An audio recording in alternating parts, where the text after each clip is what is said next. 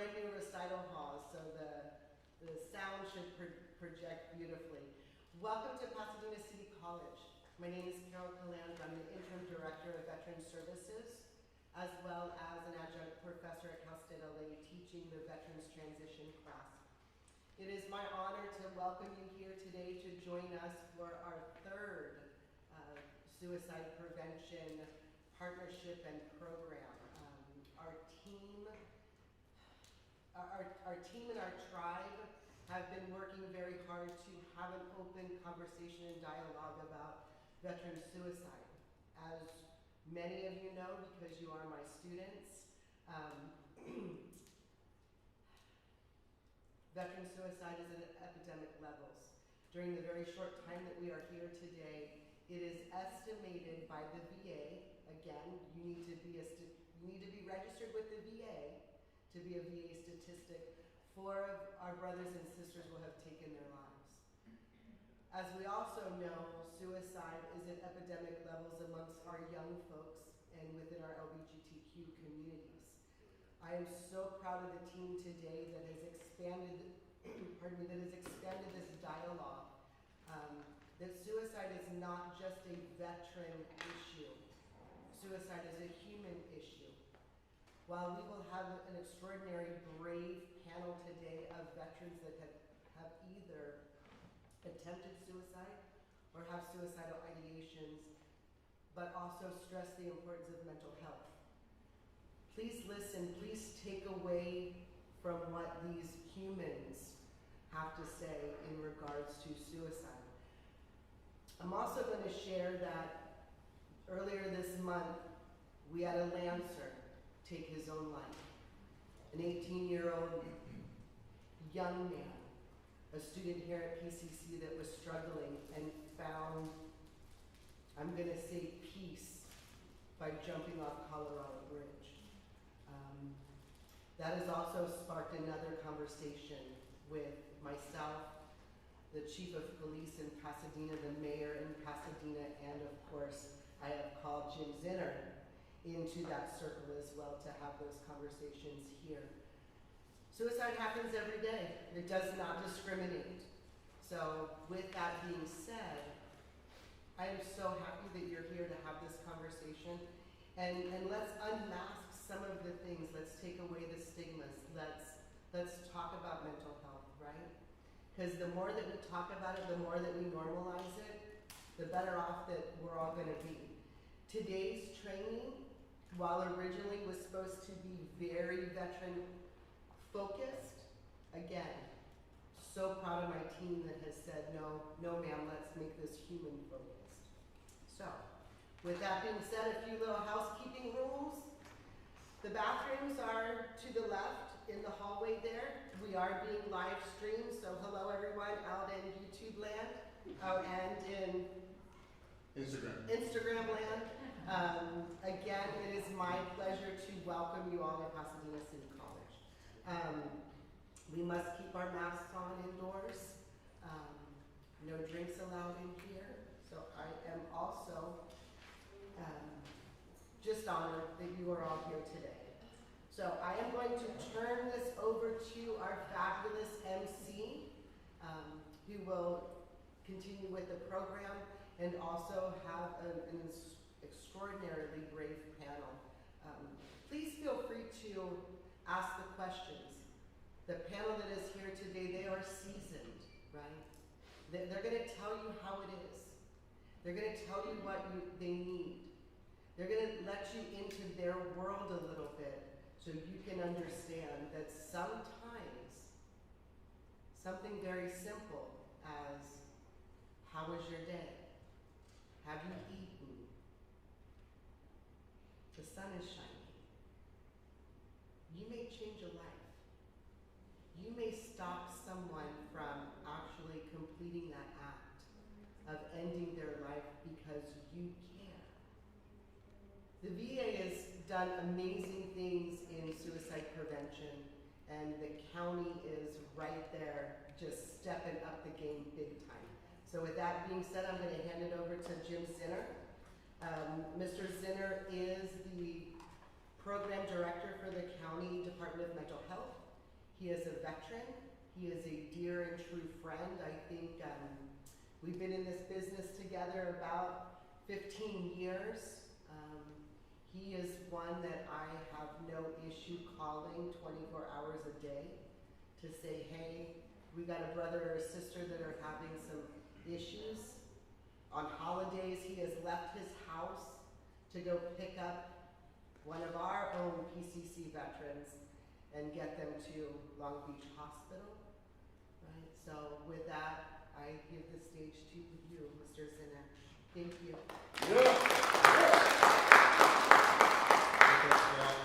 Always a pleasure to come out to PCC and speak to everybody. I know it's a topic that has pretty much affected most of us in the room, either directly or through family and stuff like that. And like Carol said, I am a veteran. I'm also a father of 3. I am an uncle, which I really enjoy being. I'm a son. I'm a brother. There's a lot of pieces of me. And suicide has affected me directly as a veteran, but also as a brother. My sister took her own life about 6 years ago, and it became a personal thing for me. Before that, it wasn't personal. Suicide didn't affect me. But I tell you what, as it affects you, it doesn't help but to make you feel helpless, make you feel like you have no control. Sometimes it leaves you feeling like you should have done more and guilty. And so that's why I'm really, really proud to talk to you guys today about some of the stuff that we're doing to really kind of get in front of suicide. And we couldn't do it without really close partners at the VA. The VA has been great. The VISN level, which if you don't know the VA, it really covers multiple states. So the VISN is actually working directly with LA County to establish what's called a Veteran Suicide Review Team. So whenever there's a death in LA County by a veteran suicide decedent, we're going to take a look at kind of everything that led up to it. Like Carol mentioned, were they connected to the VA? If not, why not? Where did we miss an opportunity as a county to get that veteran enrolled in VA and receiving culturally appropriate care? We also have an initiative that I'm really honored to lead called the Veteran Care Access Network, where we're hiring, we hired 70 veterans and family members to really act as peers out in the community and hand in hand get veterans and family members connected to the VA and county services, whatever they might need. But it really starts with that human-to-human interaction. We're working to really open up our access of that program to the community where everybody in LA County feels comfortable reaching out. Carol mentioned that I'm somebody that'll pick up the phone 24 hours. There's other people in this room that also will pick up their phone 24 hours. And we've got this network that we've started in LA a while ago, but the Veteran Care Access Network is really a government-funded expansion of the network of veterans and people who just love veterans out in the community that'll answer that call no matter what the time. Today we're going to have a training from the VA and DMH called S.A.V.E. Really get some good information about what to look for. What are the warning signs? What are the protective factors? Kind of just what to look at. And then, like Carol mentioned, we got a great panel of veterans who will, through their own experience, incorporate some of the information that's shared with you today to really kind of make the abstract become very real. And with that, I'd like to hand it over to Jen Smock with the Greater Los Angeles VA Medical Center Suicide Prevention Team and our very own Community Suicide Prevention Coordinator, Angel Soriano. Yeah.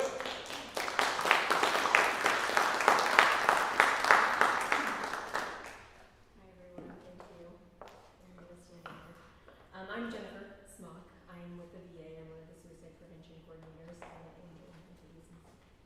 Hey, good morning everyone. My name is Angel Soriano. As mentioned, I work with the LA County Department of Mental Health. I work with the Veteran Peer Access Network. I am the Suicide Prevention Coordinator for VPAN. I'm also a Marine Corps veteran. I've done about 14 years, infantry grunt.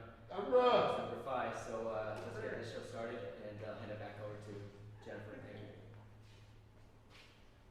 Okay, so before we start, in the private space here that was available during our last training, but Suicide can be an intense topic, so if anyone needs to take a break, step outside, please do so. There are some resources that anyone can call. The National Suicide Prevention Hotline is the number here, the 1-800-273-8255. If you're a veteran, you press 1 for the Veterans Crisis Line.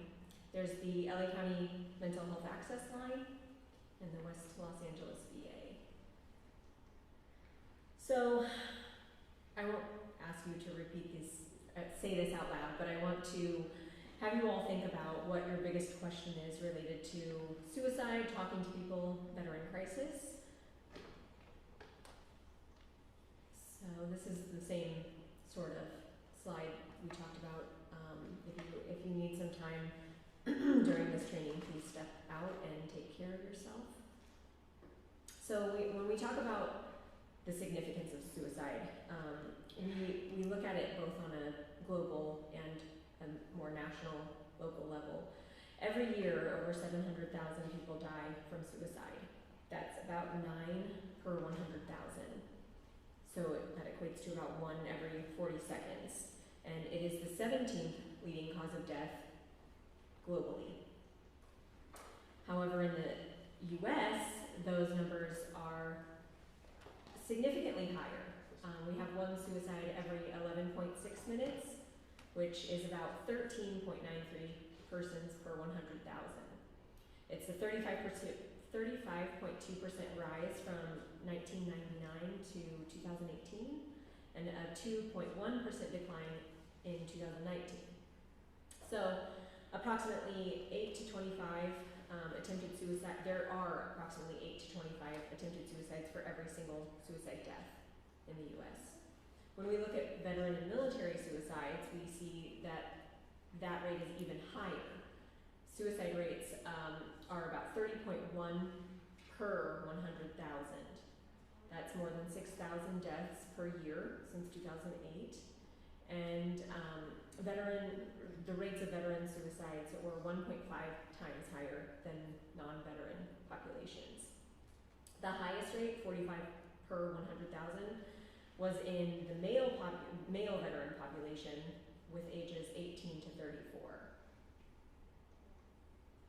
So when we look at U.S. veterans and suicide methods, we can actually see that the female versus male graphs here, I think you guys can see that pretty well. Suicide via firearms decreased among veterans by 4.8%, but increased non-veterans. It decreased among non-veterans 4.8%, but increased 2.7% among veterans.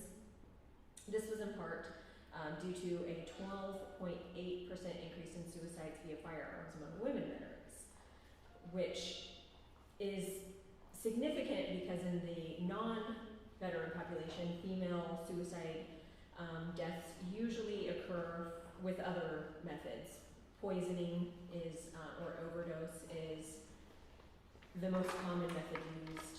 However, in the civilian population. But with female veterans, we see that there's about 49.8% of those deaths resulting in firearms, and for male veterans, 70.2% of those were firearm-related deaths. There's also a 10.1% increase in suicides due to suffocation among women veterans.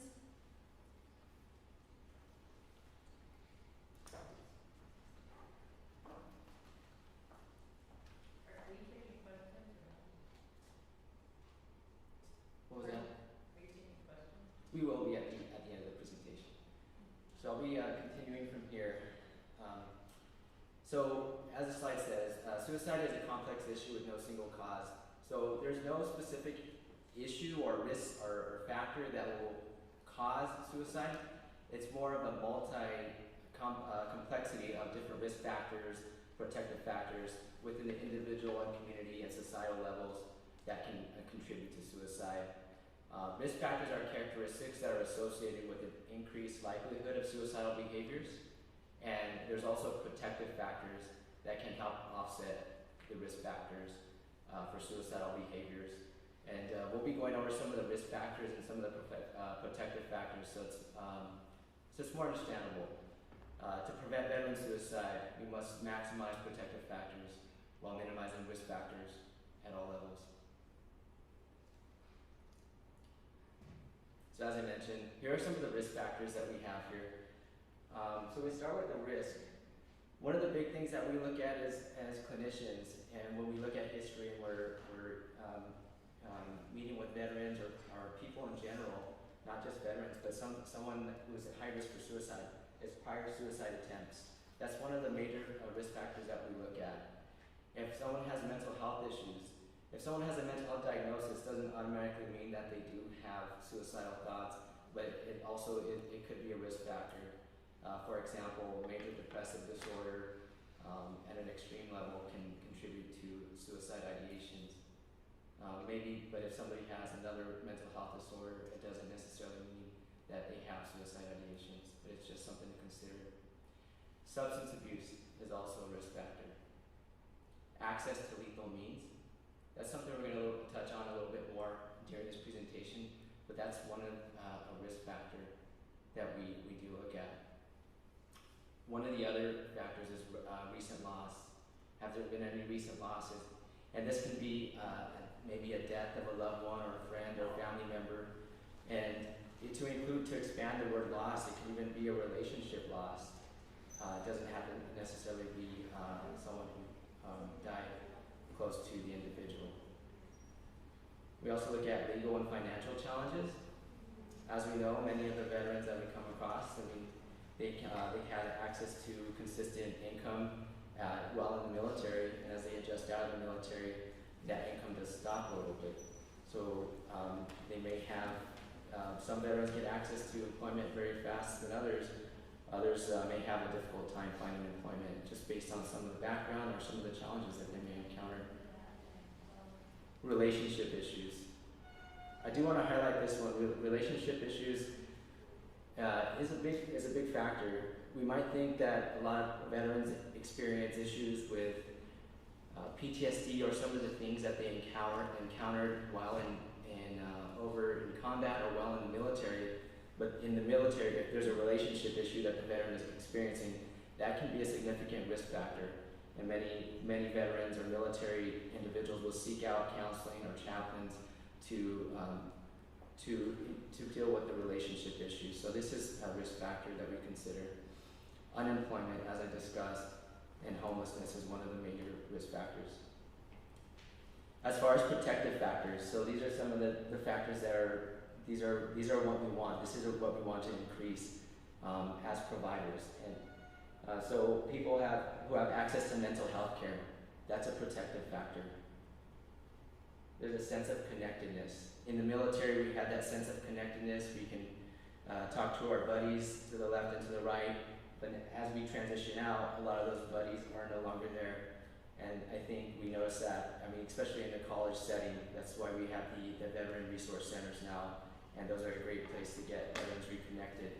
And I think that's where a lot of veterans return to those VRCs once they get back into the college environment. Another protective factor is problem-solving skills. This just helps. Makes sense that the individual is able to help solve problems on their own without reaching out to external factors to solve their problems. A sense of spirituality. Sense of spirituality is also there's research that shows that suicidal behaviors are decreased when individuals have a strong sense of spirituality. Mission or purpose, physical health, access to employment, and social and emotional well-being are other protective factors.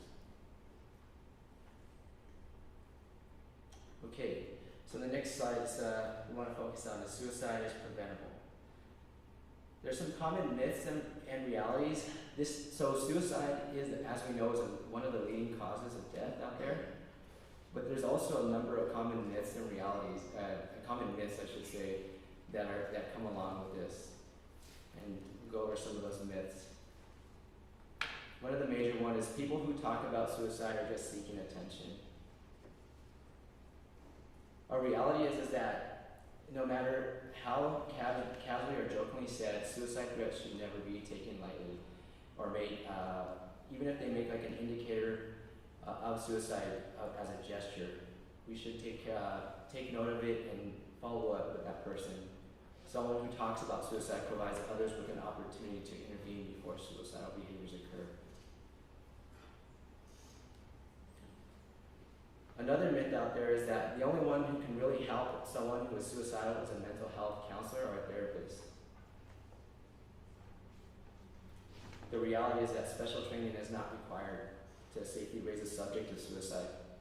Helping someone feel included and showing genuine, heartfelt support can help make a big difference during a challenging time.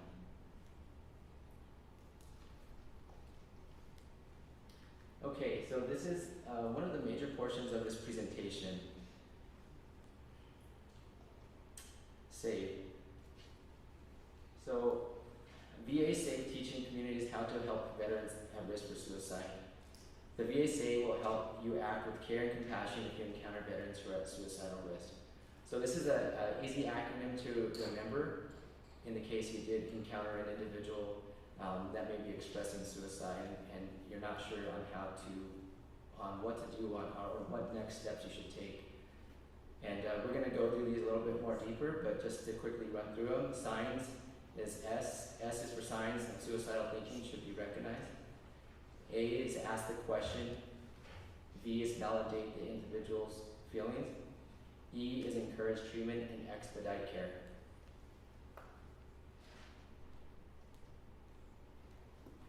Okay, so the first letter is S, and these are the signs of suicidal thinking.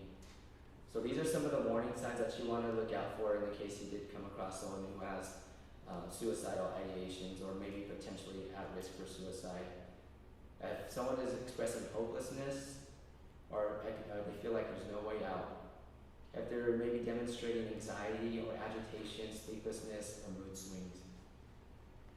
If they express that there's no feeling, if there's a feeling like there's no reason to live, that's also another risk factor and warning sign that we should consider.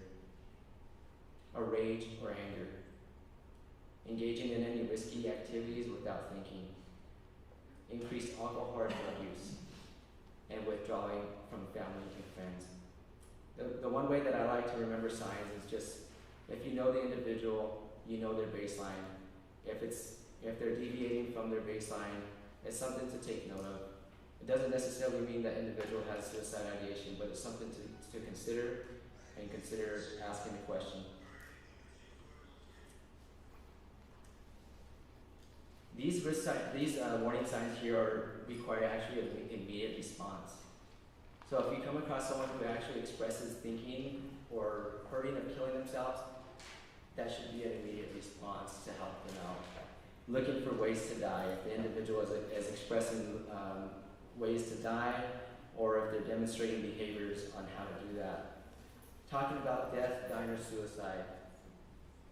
And self-destructive or risk-taking behavior, especially when it involves alcohol, drugs, or weapons. The next portion of this is A, asking the question. Know how to ask the most important question of all. Are you thinking about killing yourself? When asking the question, there are some do's and don'ts that you want to consider.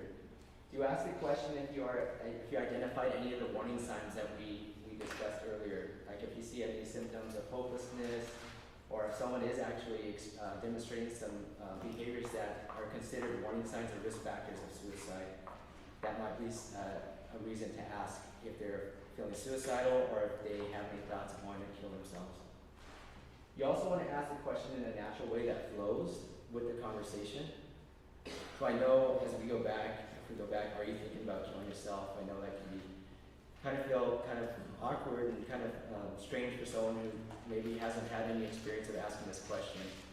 So if you do encounter this with an individual, make sure it's in a natural way that flows with that conversation.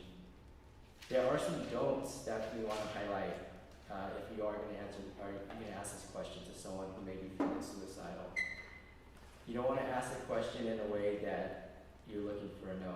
And for example, you don't want to ask them in a way, you aren't thinking of killing yourself, are you? Because that's going to result in a potential no, and the individual may feel less confident in sharing any thoughts or feelings with you if you did ask in that manner. The other thing that we want to mention is don't wait to ask questions when someone is halfway out the door. So if you notice some of these deviations, some of the warning signs that of risk of suicide, you want to ask early on and not wait to the end, so you have plenty of time to assist the veteran or individual in accessing getting help and care. If the individual does express any suicide ideations or demonstrates any warning signs that indicate suicide, you want to validate whatever they're saying and whatever they're going through. Talk openly about suicide. Be willing to listen and allow the veteran to express his or her feelings. Recognize that situation is serious. Do not pass any judgment if the individual does express any suicide. Reassure that the veteran that there is help available. So if you do ask this question, and the individual that you're talking to does express suicide ideation, we encourage you that you validate their feelings, make yourself available, and be a listening ear. E, the last letter of the acronym. Encourage treatment and expedite getting help. So if you come across an individual who's expressing suicide, what should I do if I think someone is suicidal? Don't keep the veteran's suicidal behavior a secret. Do not leave him or her alone. Try to get the person to seek immediate help from his or her doctor at the nearest hospital or emergency room. And you can call 911 if it's an emergent situation. If you do come across a veteran that is expressing suicide, make sure to reassure that there are people out there that are trained to provide care and that are trained and have the credentials to help people who are in a suicidal crisis. As shown here, call the Veterans Crisis Line at 1-800-273-8255 and press 1. So if you do come across a veteran and they are ready to get help, and you can call the crisis line with the veteran and be a liaison for that veteran or individual, and the crisis line will take that call.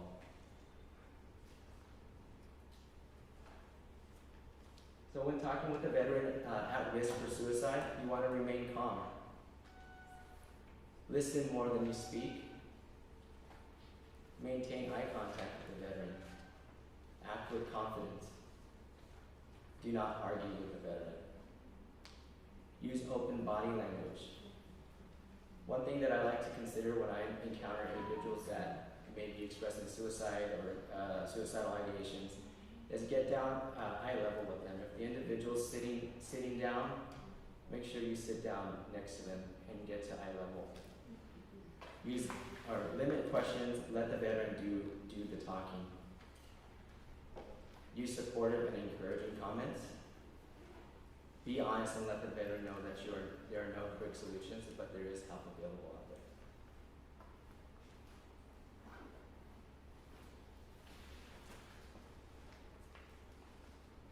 So just to reiterate the S.A.V.E. acronym, so it's S.A.V.E., S is know the signs and the warning signs, A is to ask the question, V is to validate the feelings, and E is to encourage and expedite care. Alright, so with the COVID-19 protocols, a lot of times we are doing telehealth right now, so a lot of our interactions and encounters with individuals are by phone. So if you do experience an individual who is expressing suicide by telephone, keep the individual on the phone line. You want to also remain calm as best as possible. One of the key things that you want to remember is to obtain any identifying information. For example, getting their name, their first and last name, their phone number, and most importantly, their location. Conference call to the VCL. So if you have an individual on the line, make a three-way call to the VCL, to the Veterans Crisis Line, and facilitate the call so the coordinator who's answering that call can take the call and take it from there. Use your resources. If there's any individuals that can help you out during that time, make sure you ask a coworker or maybe a friend or a family member that can help out with facilitating the call. In the case the veteran or the individual does hang up, you can call 911, and if it's a veteran, then call the VCL so they are aware of the situation. As I mentioned earlier, it is especially important to get the location in the case you did have to do this, so you can provide the first responders with the location of the veteran. One of the tips that we want to remind everyone here, if this is something that you do for work, is to practice this, because it can be something unexpected. And so maybe practice with some fellow colleagues and have a conversation about it, so if this did come up, you are ready to do it at the moment's notice. With that being said, I'll go ahead and bring back up Jennifer Smock. Okay, so we're going to talk about interventions, what you can do. One of the common interventions that has shown efficacy in reducing suicide rates is a safety plan. A safety plan is a systemic risk reduction plan collaboratively developed with a veteran to assess suicide risk and help them develop strategies if they are in a suicidal crisis. So it must include a discussion about lethal means reduction. We will talk about that a little further on, including firearm safety. You can certainly always reach out to someone at the VA like myself, a suicide prevention coordinator, and we can provide gun locks. It is not a no suicide contract. If you're familiar with a no suicide contract, then you're probably aware, but most of you might not be aware of what a no suicide contract is. And that's where you say, promise me you won't commit suicide, or I want you to sign a piece of paper that says you're not going to act on these thoughts that you're having. But what that does is really provides an environment of shame to anyone that is feeling this way. They may not feel comfortable sharing their thoughts with you further. So it is not that. It's supposed to be understanding when they're in a suicidal crisis and how to access care and help. So when you're introducing a safety plan, you may start out by saying, tell me what happened when you experienced a suicidal crisis and you were in danger of acting on what you're thinking like at that time.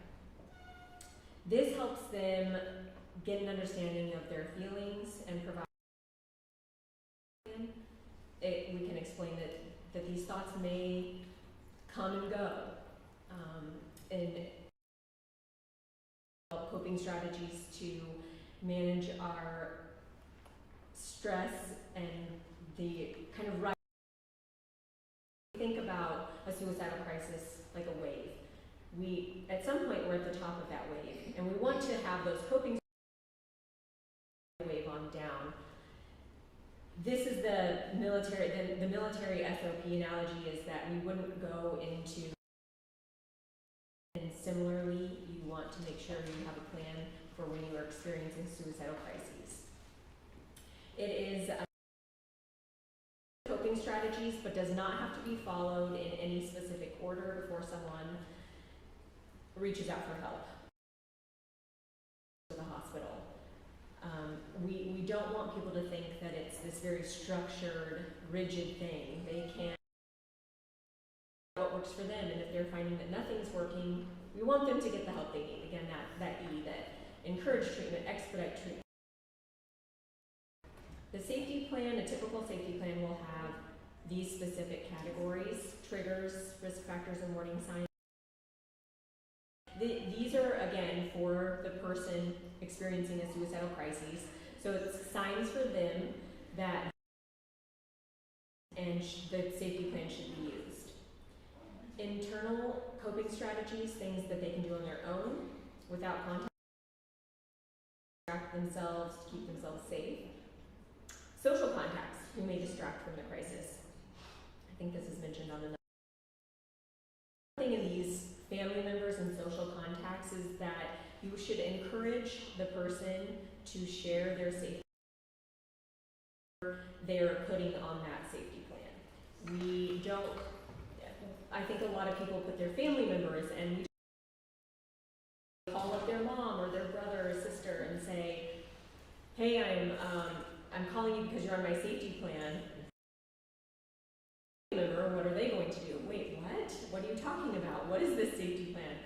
So they should have some knowledge if the explaining what this is, what they need, what the family member can do to help. Social contacts, family members, and the professional agencies.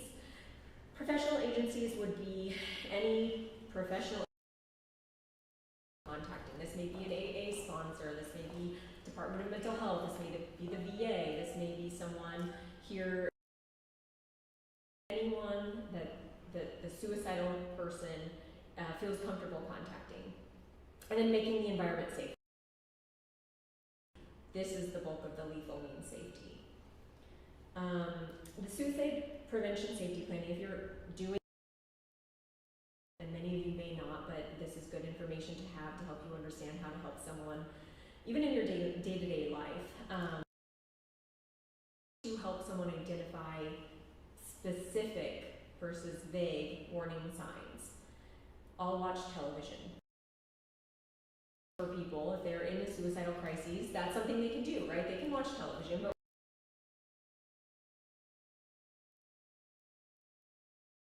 stand-up comedy on Netflix. And the reason for that is when you're emotionally dysregulated or you're in a crisis, I mean, I'm sure we've all at some point been varying degrees of this, overwhelmed by stress. It's better to have very specific guidance rather than you just sit down and turn the TV on and then what? You just disassociate and can't think of what to watch. So you want something very specific. First person instructions. The safety plan is a piece of paper that people can keep at home. There's also the My 3 Safety Plan app that people can use to keep the safety plan on their computer. But I will read a book is better to be used than read a book, right? You're not, the safety plan is for you or the suicidal person. I will read a book. I will watch stand-up comedy on Netflix. Again, encourage the safety plan to be shared with family members, friends, potentially social contacts. If they say, I don't have any friends and family, that is something that you can explore at that time. In a professional context, we do this a lot where we say, well, how will you address your social isolation then? If you're someone that is speaking to a suicidal person, more of a acquaintance role, you may help them connect to some sort of social contact. Again, lethal means safety, I keep coming back to this, we'll discuss this, but again, contact us for gun locks. The VA, you can use our email group, which is at the end of this presentation, and request gun locks. They're really helpful. We give them out to anyone who's in need. And then one of the most important things of this is actually assessing the likelihood that a safety plan is used.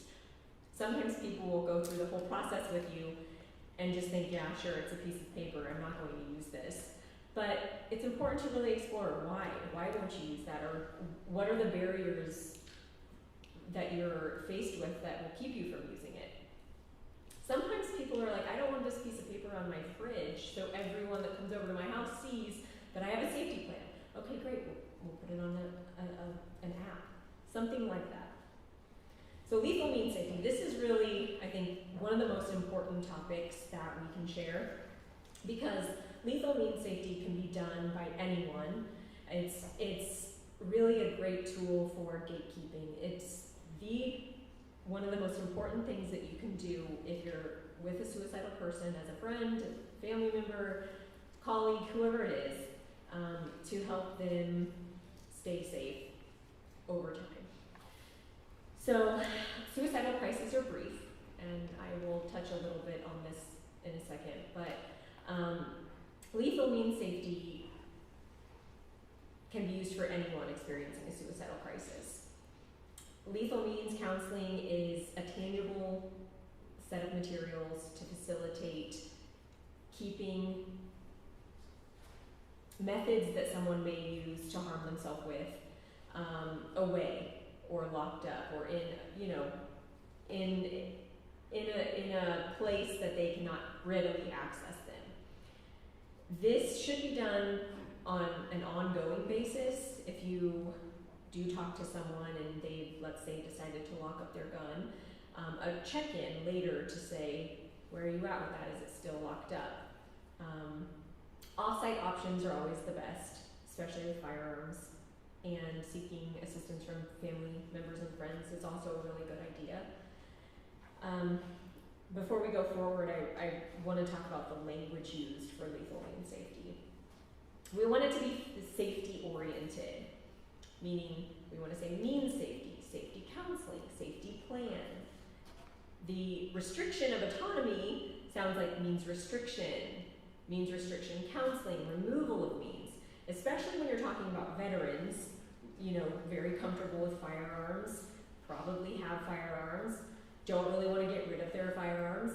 I mean, some people have them for safety who are not veterans. When you're talking in these terms, like means restriction or removal of means, it sounds all or nothing, right? We're going to take your guns away forever. And when you hear that, most people are like, nope, I'm not engaging in that. That sounds too much for me. So when we say means counseling or safety plan, we want to talk about it in a way that says, for now, while you're experiencing the suicidal crises, as you're riding that wave, we want to keep you safe, however that looks, and it's specific to each person. But we want to keep you safe for that amount of time. You can always get these things back. It doesn't mean that we're taking them away forever. When we talk about the suicidal crisis being time limited, the graphic here of the time, less than 5 minutes, less than 20 minutes, and within an hour, was actually, it's a study done of people who have attempted suicide and survived. So they asked them how long it took them between the time that they thought about suicide and the time that they acted on it. And 24% of those people were less than 5 minutes. 48%, so almost 50%, were less than 20 minutes. And 71% acted on those thoughts within an hour. So we know that it's almost an impulsive act. It's very time limited, which is why lethal means safety is so important. We want to bring time and space in between someone's ability to think about suicide and act on it. And method really depends on availability. The most dangerous means are actually whatever is available to a person. People who live on high-rises or large apartment buildings. People who have some sort of medication in their home. A firearm. Some sort of other poisoning chemicals, or hanging. In fact, the most dangerous means are actually those that are readily available versus those that you have to work to acquire. Like those, let's say for instance, the people that decide that they will have to, they choose to stockpile their medication over many months. That's less dangerous than someone who has many medications on hand in their cabinet, because remember, the act of the suicidal crisis act of it is a very impulsive act. So whatever is available to them is what they will use. This chart actually shows the lethality of whatever method is used. Firearms are, of course, the most lethal. 85 to 90% of deaths, or when you're using a firearm, it results in death 85 to 90% of the time. Whereas jumping from height results in death 20% of the time, and things like cutting or poisoning results in death 5% of the time. So that's why lethal means safety is much more crucial for more highly lethal means, because when you have something like poisoning or overdose, there's more time to intervene. Or the person decides, let's say they've taken some medication to overdose on, and then they decide that they don't want to carry out this plan. They have time to get to the hospital to induce vomiting. There's more potential for life-saving means to be taken. The Senate Bill 172, this is really important, I think, for LA County because in October of 2019, the governor had approved this bill. It amended to legalize temporary transfer of a firearm to an individual, 18 years of age or older, for safekeeping to prevent it from being used in a suicide. Previously, it was illegal to give your firearm to someone, but now if there's any concern for safety, a firearm may be given to a friend or family member, again over the age of 18, for safekeeping. The last slide, or the last thing there just says existing law required temporary transfer to be conducted by a firearms dealer, which made it difficult for people to get their guns back. There was a waiting period. So this is actually really helpful in saving lives. For anyone that's interested, I won't go through these fully, but anyone that's interested in getting some more education, potentially any clinicians available, these are some of the best evidence-based therapies that have, again, proven efficacy in reducing suicide rates. We have cognitive behavioral therapy for suicide prevention, that's being utilized at the VA, problem-solving therapy for suicide prevention, also being used at the VA, advanced training and safety planning intervention, and dialectical behavioral therapy. I would encourage anyone to reach out to myself or someone else on the suicide prevention team at the VA if you would like more information on these therapies. So some of the resources and referrals we have, there's the Safe Training Online. This is through Psych Armor. There's actually a video attached, and you can see the website there if you want to go and look it up. But it's a 25-minute course, similar to what you would see here, but again with the acronym SAVE. There's the 24-hour, 7-day-a-week Veterans Crisis Line. Again, you can call for someone. The calls will always be forwarded to someone on my team, and we will follow up with them as well. The Veteran Peer Access Network support line, that's from 9 a.m. to 9 p.m. The number there, the 1-800-854-771, is actually the Department of Mental Health Access line, and you would press 3 for the Veteran Peer Access Network line. It is staffed by LA County staff and volunteers who are veterans or military family members, or student interns who receive training. The VPAN support line is here. Again, there's the website and the email for anyone interested. I'll pause there in case anyone wants to take it down.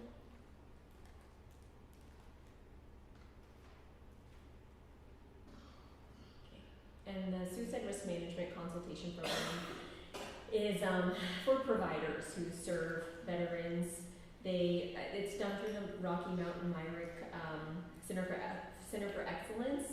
VA, they are fantastic. They will help you go through a case that's difficult, to help you, develop some knowledge or problem solve cases if you have any, if this applies to anyone. Oh, that's it. Go back up there. Do you want to add anything? I know the next portion of the presentation is going to be the panel. Do we want to do questions now, or do we want to wait till the end? But, okay, so we'll go ahead and take some questions now, myself and Jennifer. Does anyone from the audience have any questions about the presentation or anything they want to ask? Go ahead, sir. Yeah, I have a question. Okay, I'm a veteran. I'm also a formerly incarcerated student. Therefore, it is illegal to read on a firearm. However, if I decided I needed a gun law, the VA still provided that law for me. Yeah, we definitely provide that one. Because it doesn't necessarily have to be for you. We don't give them out with saying, what are you going to do with these? We would certainly give it a look at. Any other questions?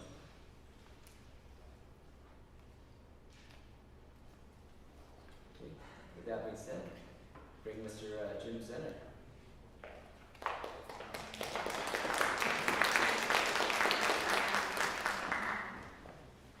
We get the panelists to please come up to the front. I think they might be outside. So we'll go ahead and take a brief break while we round up the panelists. Yeah, could somebody grab the panelists? Thanks, Angel and Jen. Really appreciate that. In the meantime, if you want to just stretch real quick, we'll get back to we'll kick off the panel in about 2 minutes.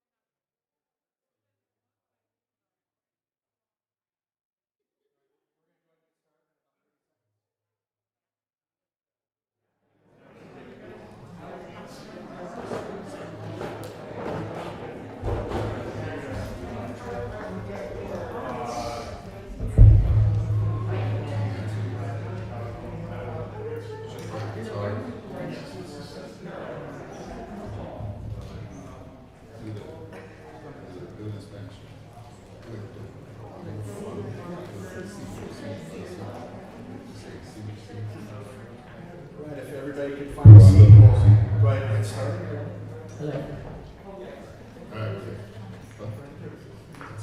So we got to hear a bit about looking for warning signs, what those warning signs look like, protective factors, and then the important piece about asking the question in a very direct way.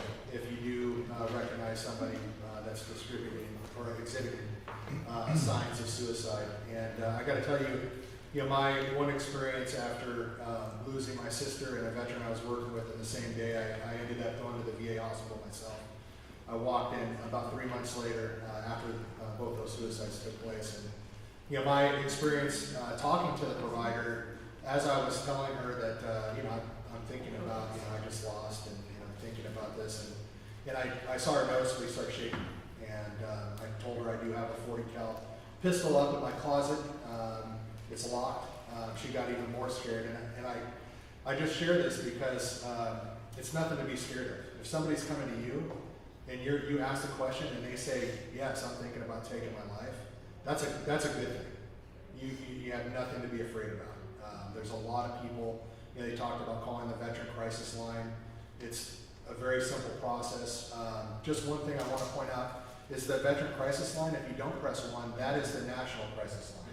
So, if you have somebody who's not a veteran who is exhibiting those same, it's the same signs for veterans as it is for non-veterans. If you see somebody that's exhibiting those signs, you can call that same number. You wouldn't press 1 if they're not a veteran, and you'd be able to get somebody to get some help and walk you through that process. So you're not alone. But I just say that because I felt bad looking back on it as that nurse started shaking and she felt like, oh my gosh, like if I screw this up, this guy might go out back and kill himself. And actually, quite the opposite. I being a mental health professional, I was thinking about my kids, thinking about the reasons why not, but I was thinking about it and I was hurting really, really bad. And so that's why I walked in and you know, I just reiterate that because asking that question, it's intense. If you've never done it, it's really intense when you do. And when somebody says yes, that's a good thing. That's something to be like, okay, I can work with this. I got you. I got the number. I got some friends over at DMH or VA, wherever to give a call and make those connections. So just want to start off with that. We're moving into a very exciting piece of the program today. We got a panel of motivators. All branches except the Coast Guard are represented on this panel. And we'll go ahead and just start off if introducing yourself and telling a little bit about your background. We can start, the closest to the farthest. Right, hi everyone, my name is Bradley White, can you hear me? Yes. Yeah. United States Army, 2nd Ranger Battalion, 0307. 4 deployments, 2 to Afghanistan, 2 to Iraq. And thanks for having me here today. My brother. Hey, good morning, everyone. My name is Juan Sanabria, United States Marine Corps. Oh, bro! 2 tours of Iraq and Fallujah, specifically. So, combat veteran, and you know, I too contemplated suicide, and by the grace of God, and some loved ones, and a good support system, and good friends, and a lot of help. I'm here to do the Lord's work and try to help my brothers and sisters in arms. So thank you, everyone here and everyone streaming. Appreciate it. Good morning, my name is Rocio Palmero. I am a 14-year Navy veteran, non-combat, but still a veteran. And I really have found my healing and have come to terms with my suicidal thoughts by being in the community and working with other female veterans and talking to them. So it is an honor and a privilege to be here. Thank you. Hello, my name is William Bell. I'm an Air Force veteran. I was Air Force Security Forces. Went to Saudi Arabia. Happy to be here.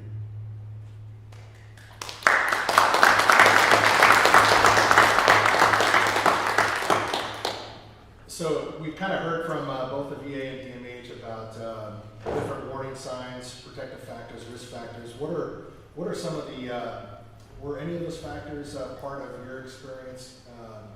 You know, going through what you went through on the behavioral side. Sure, there was a mention of isolation, of not having your people around you, and I think trauma of coming off of active duty, separation, of being separate from your family, and I think that the biggest factors, the irony that things that happened while I was on active duty or a drilling reservist, to have thoughts of suicide, of wanting to quiet those voices and those feelings, but then stopped drilling. Once I stopped being around my brothers and my sisters, it was like more intensified, and I wasn't in an environment. No one, I think, assumed. I think because I'm a woman and I was a mom, and nobody ever thought to ask, hey, how are you now? And talking to people from my past, people saw that I was in crisis, but no one thought, let me ask. So I sat alone with my thoughts for about 15 years before I sought help. For me, personally, substance abuse and isolation, you know, that's something I look for. Recently separated or really haven't seeked any help lately. Alcohol. And during the couple times that I contemplated suicide, it was severe isolation. Situation, actually, when I was looking at that list, a lot of the things on that list actually the isolation.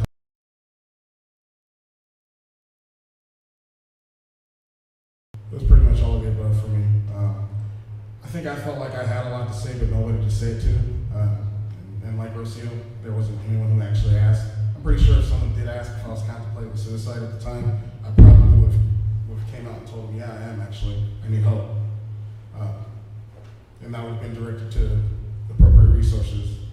However, in my case, The intervention came from, it was legal intervention. I was basically forced to go to therapy, and it was for the better. Yeah, like they have alluded to, like with me, it was kind of like I was in denial of the whole thing. Because I would have people be like, man, you're different. Like there's something off about you. And I'm like, you're freaking crazy, man. Like, what are you talking about? I'm still the same clown, I'm still talking trash, I'm still making people laugh. Like I don't get what you're talking about. You're tripping. There's something wrong with you. There's nothing wrong with me. Right? And like looking back on it, like so many people telling me that something was wrong with me, like, you know, they say hindsight's 20/20, right? But when you're in it, denial is one of your natural defense mechanisms. And I was just like in complete and total utter denial. I think one of the biggest things with me was what's been kind of termed, what is like termed as the survivor's remorse or survivor's guilt. You know, because at the time I didn't have kids or anything like that, and I would think back on my brothers that did have kids and were no longer with us, and like belittling myself, making myself insignificant, and them more important than me. There's no reason I should be here. Like that's someone's father. Like that kid is now raised without their father or their mother. They're not gonna have that leadership figure. So I didn't like the way that I felt, and then I began to self-medicate, like my brother Brad here, just hitting the sauce because I didn't like the way I felt. So I would drink so hard that I wouldn't feel anything at all, which you build an immunity to it, and then you just hit it harder. But those feelings get stronger the more you drink too. You know, you don't drink to forget, you drink to remember. So that was me, and isolation was the biggest one. The times that I, like Brad shared, they've shared, like the times that I really was at my lowest points is because I had completely isolated myself. I was in total disparity, alone, and just wanted to check out.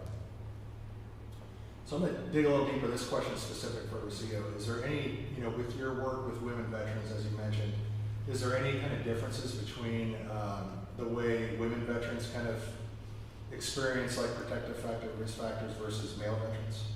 I think that obviously nothing that we deal with, nothing that we talk about is going to be cookie cutter, right? But we obviously know that there's differences between the male veteran experience and the female veteran experience. And then what, you know, while you're on active duty as a service member, and then when you come off of active duty, it's the way that you're seen.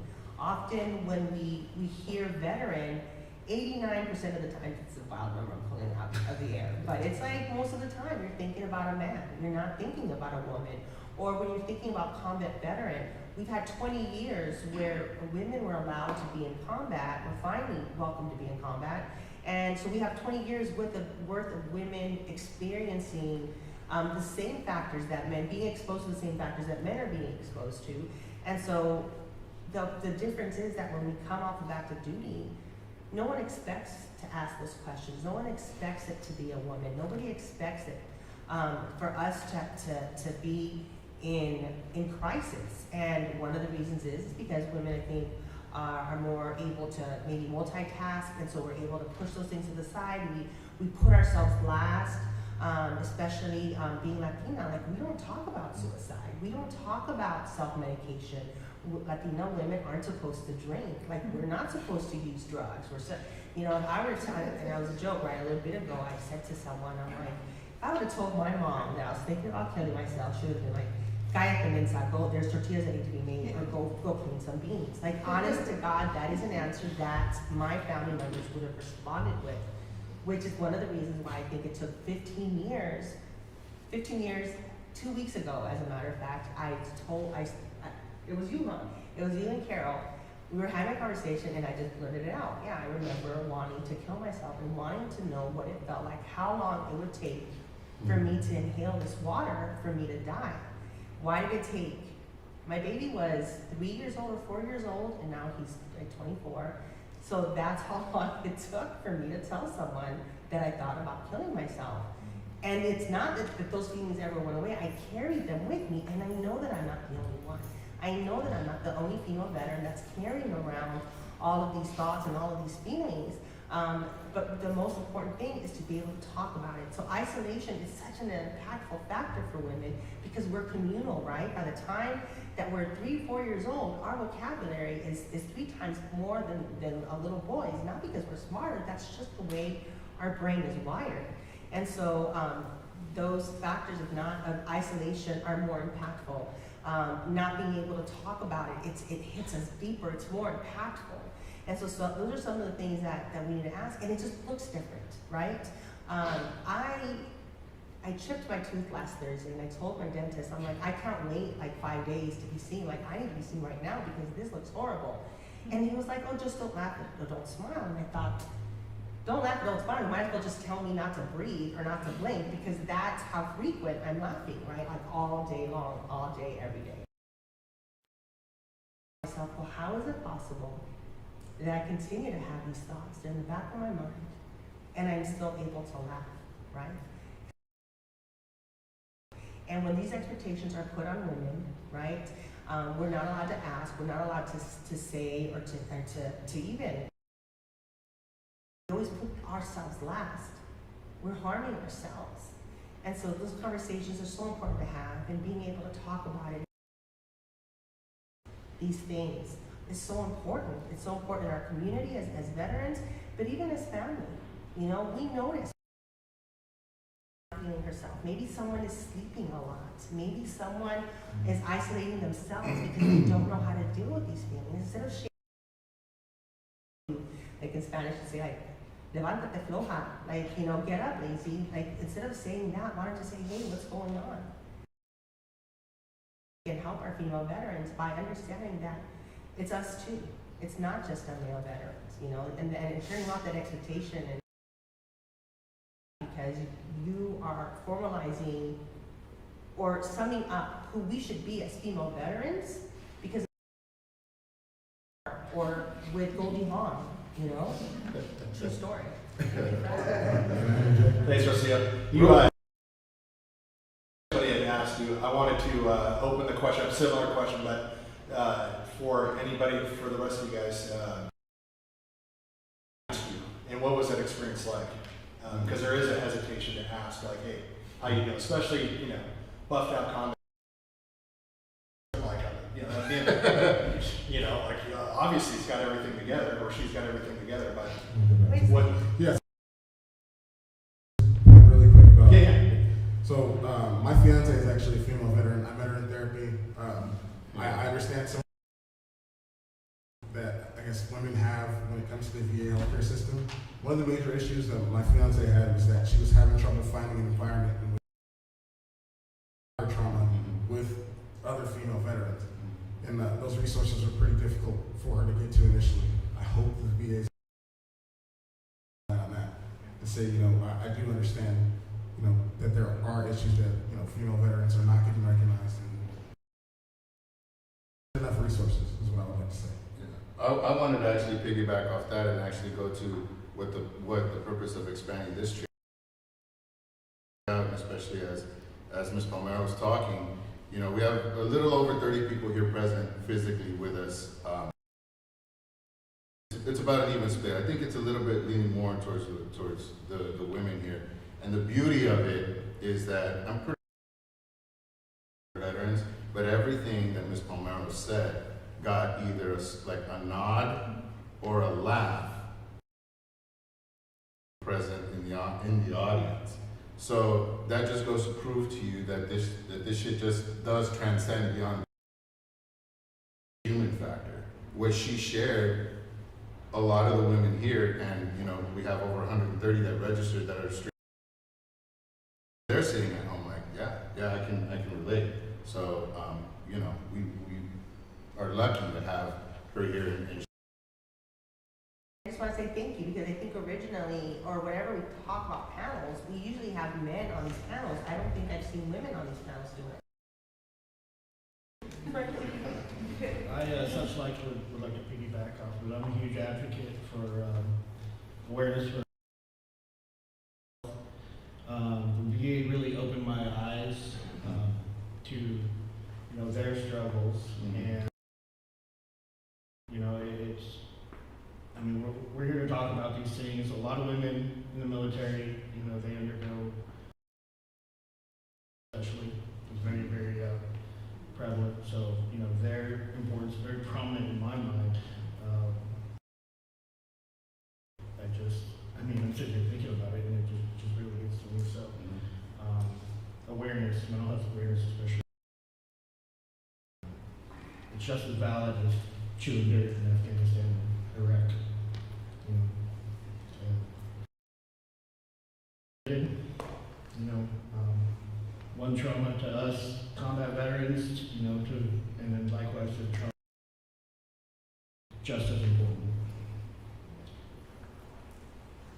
Great, thank you. Going back to the question about asking the question, in your own experience, what was your experience being asked, or if not asked, what advice would you give those, like putting yourself back in the shoes when you're kind of at your worst, asking the question?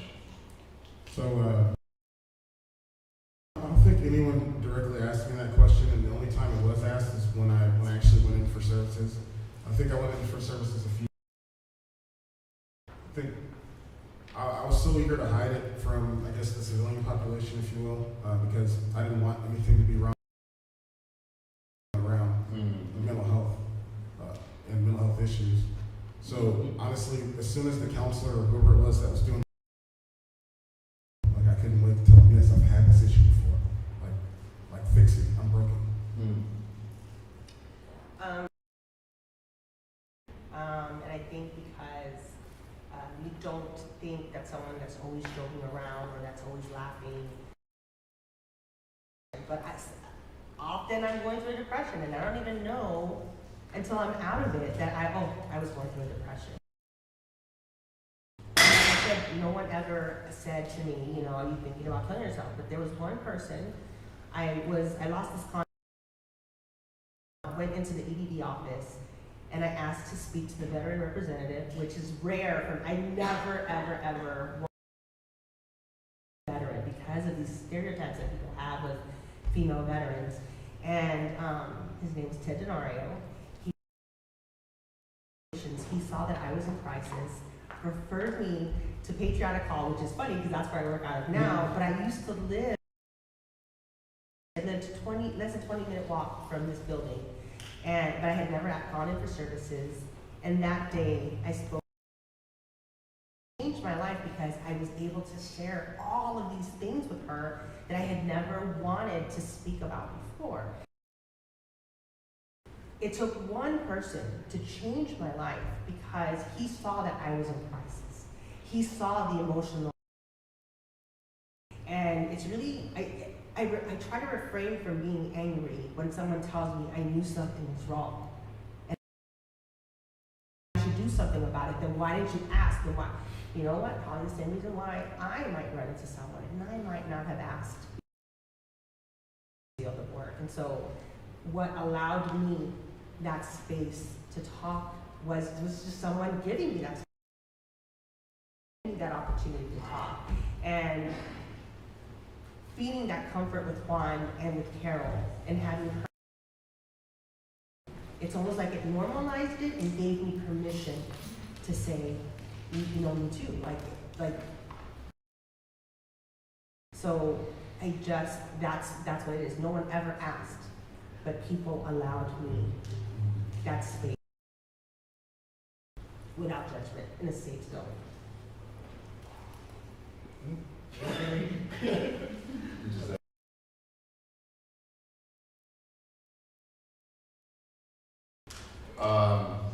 They would tell me that I was crazy, and then, you know, I eventually, as I was spiraling out of control and drinking with the intention of getting wasted and looking to fight, people were like, "Man, you're wild. You go way too hard. I can't.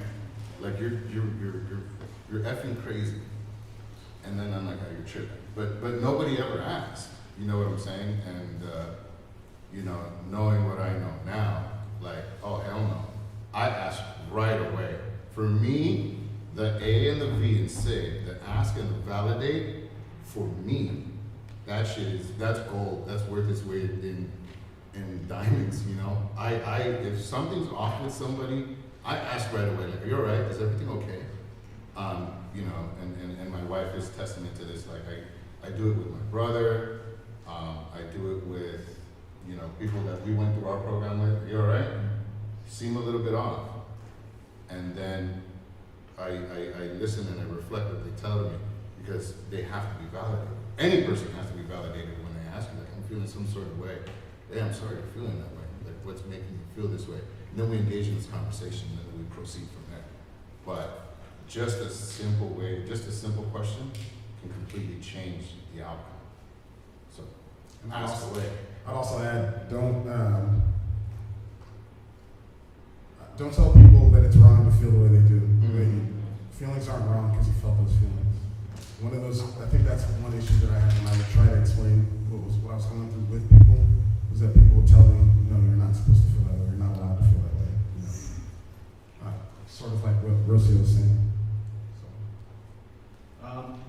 Likewise, with my brothers and sister here, I was never asked, you know, if I was all right.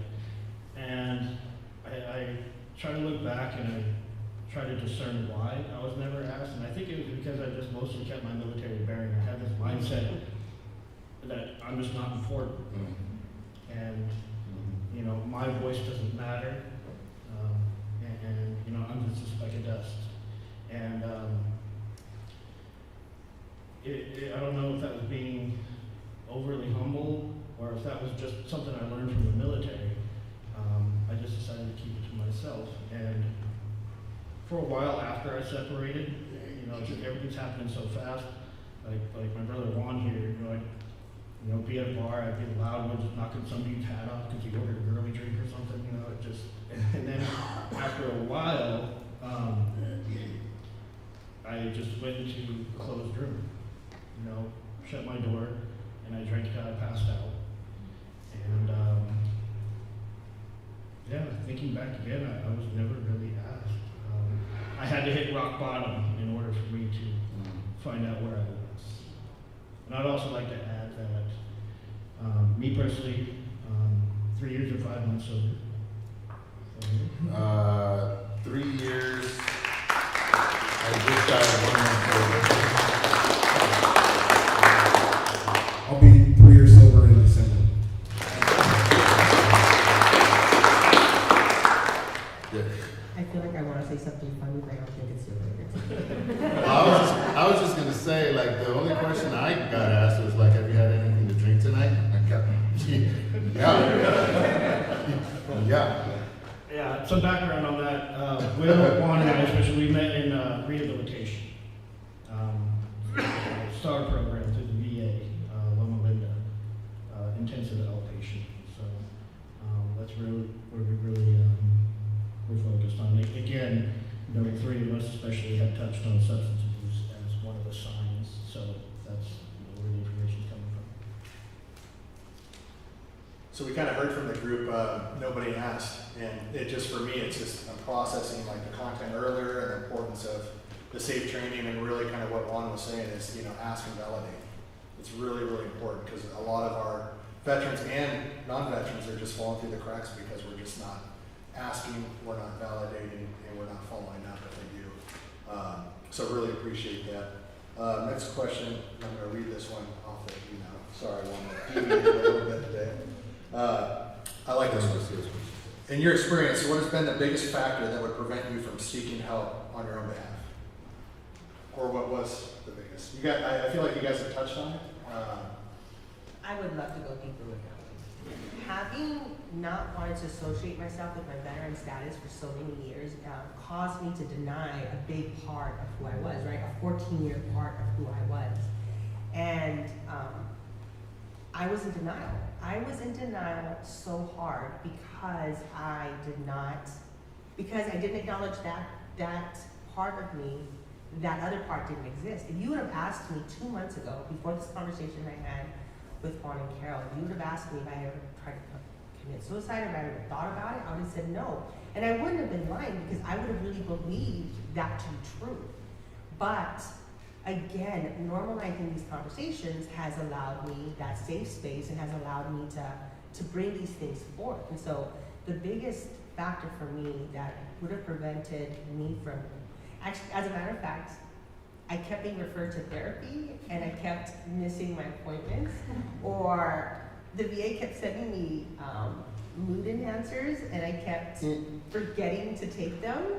And so I don't forget my vitamins, I don't forget my allergy medicine, but protein shake. But that I kept forgetting to take it, and I think that denying my feelings or invalidating my feelings or telling me to suck it up, that would have been probably, those were the factors that prevented me from seeking help or accepting help once it was offered to me. I would definitely have to say what prevented me from seeking help was the reputation that the VA had for a while. You know, we were told, you know, especially by our earlier generations from the Persian Gulf and especially Vietnam, you know, the VA wasn't as developed as it is now. And, you know, I will say that the VA has come a long way. They've saved a lot of lives. It's just, how far they've come is just absolutely amazing. Howbeit, when I started thinking, okay, well, there's something wrong with me. You know, of course, I still had, you know, misinformed, you know, idea in my head, just by hearing from prior generations that, you know, the VA doesn't care, it's the worst healthcare you can get, they don't have enough programs, they just don't know how to help, and all of that was very incorrect, and I'm glad it was wrong. I can say that much. For sure. I mean, me personally, and those that know me know that one of the biggest things that like just drives me up the wall is this damn stigma that my brother Will touched on. That is what prevented me for so long from even considering reaching out. The second thing is what he nailed on. I just heard like, you know, the VA is it's a shit show. You don't want to go there. And then I did go, and then my file got lost somehow. So I had to start over again after a year, and I was like, screw this, I'm not putting up with this. And then, you know, when you're in the military, you know, ours is not to question why, ours is but to do or die. So you just do what you gotta do, and you suck it up, and that's it. And it's like, swallow it down, and get shit done, and carry on. And that switch gets turned on, and that's how we're programmed to carry. And then, you know, they forget to turn the switch off until eventually you short circuit. And then it's a disaster. And I didn't, because Will nailed it on the head for me. It's the stigma. That, stigma, man. Like, I didn't want to be labeled a crazy veteran. I took pride in being a Marine. And I'm proud that I served this country. And for someone to look at me and be like, hey, dude, Juan is crazy, dude. Did you hear about it? He has to see a therapist and all. Like, that was the one thing that, you know, I hated. I don't know if it's coming across clear, but I hate that. Now that we're labeled as crazy veterans, people tend to leave us alone. So Yeah. That's the other thing, too. But wait, I gotta ask you guys something. My constant argument was always like, I wanna be normal. Like, when am I gonna feel normal? Right. And then over a 2-day period, with 2 different sisters, you know, veteran sisters, I was like, I kept telling them I want to be normal. Like, when am I going to feel normal? Like, when is this going to go away? Like, and one of them said, well, you know, have you tried this therapy and have you tried that therapy? You know, she validated my feelings. She's like, I feel like that too. But have you tried these other therapies? And so then the next day I went out with somebody else, and we were talking, and she said, maybe this is as normal as you're going to get. And then I realized, crap, this is our normal. Like, this feeling like it's our normal, and there's ways to try to talk about it and do all these other things, but I'm no longer, thankfully for those conversations over 2 days with 2 different veterans, I realized this is my normal, and I don't have to fight to aspire for something that I am never going to get to, is that term of normal. So one of the things we learned in therapy was when pain becomes suffering, it's usually because you don't want to let go of something, or you don't accept something. Juan and Rocio touched on some things. One, you touched the second factor that kept me from therapy was I was just too busy for it. I had stuff to do. I had to take care of business. So my natural response was to push stuff down. Obviously, pressure cookers, things start to seep out eventually when you explode. With Rocio, what she was saying is that's one of those things I was looking for is being normal as well. And I learned, that was like also one of the first things I learned in therapy was that I was completely normal for what I'd been through. And once I accepted that, I began to heal. Yeah, just to kind of take it a little bit further, because I saw that everybody's head was nodding on that one as Rocio was talking about the normal. But how have you guys come to accept, or are you guys still in the process of accepting what some of us would say would be a new normal? I don't know if you guys have heard that term, but Be what? accepting the new normal. Oh, so I would like to speak to that. This is what it is, and this is what I'm dealing with. And even though the things of my past, I wanted to pretend for a long time that they hadn't happened, but the reality is that I have to confront them, you know, when I'm ready. And I surround myself with these amazing female veterans, my sisters. I love them so much. I have a tribe, and I have these mentors, and I have opportunities, and I'm always meeting people, and I'm always growing, and I get to do crazy stuff like jump out of an airplane for my birthday with Jump 22. Like all these experiences are helping me to feel normal, even though that's something that I know I'm never going to have. It's that the term normal, what I was visualizing as normal is not a real concept, and it's not gonna be a real concept for me, and I'm okay with that now, right? But even like as recent as like 3 weeks ago, I was talking with my girlfriend, and I was like, she was the one she helps me so much. She's one of my mentors, and I was sitting in the car, and I started crying. And she's like, and one of my things is I always say, hey friend, because I learned that when I was a preschool teacher. Like, hey friend, what's going on? And so she's like, what's wrong, friend? And I said, I'm struggling. And she's like, okay, so why are you struggling? And I just started blurting out these like first world problems, right? Like, I'm not even gonna tell you because they're embarrassing. But I'm just like blurting out these things, and I'm crying.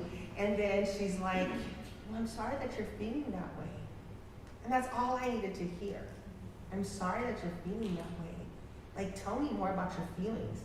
And I was like, wow, I don't have to be at the VA, I don't have to be in therapy, somebody's asking me about feelings, let me talk. And so then I felt better, and then I went and I got a tattoo. So then, you know, that was like a good day. Like, okay, I feel better now, I feel more alive. So, anyways, did I answer, what was the question? It was good. So the acceptance part, for me, I had to learn to accept myself. I was ashamed of who I was, what I was going through, that I was feeling these feelings, and I had to learn how to accept me for who I was. Yeah. That was my biggest task. Want to go first? You know, for me, and it's pretty. Listen, we're special veterans. We are cut from a different cloth. Our sense of humor is like.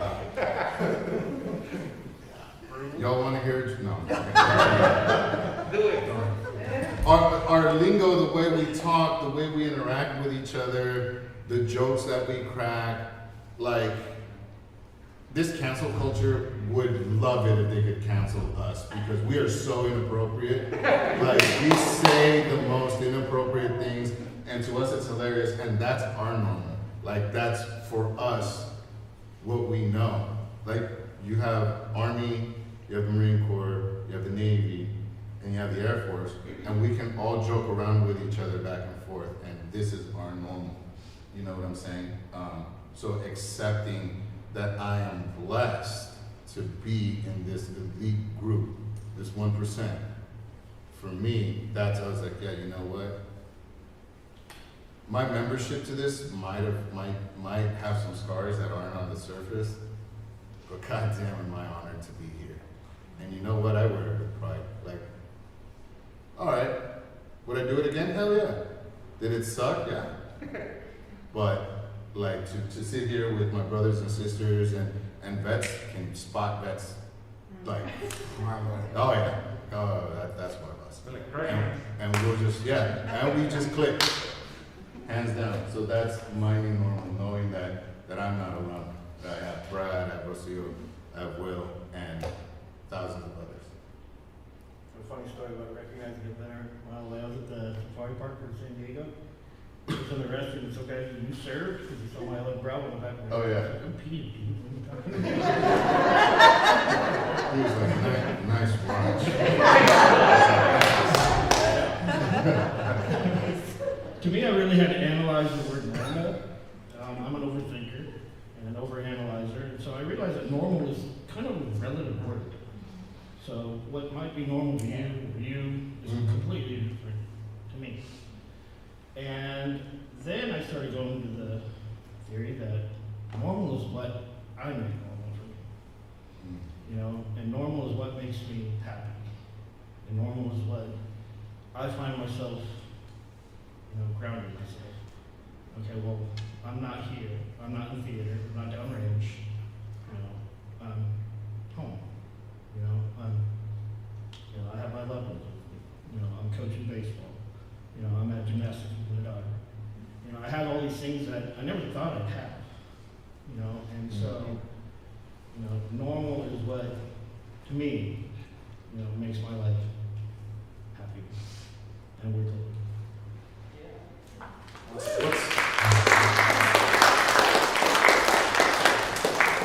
What's some of the benefits, since you've sought help and got on the road to recovery? What are some of the, through your own experience, what are some of the benefits that you've experienced?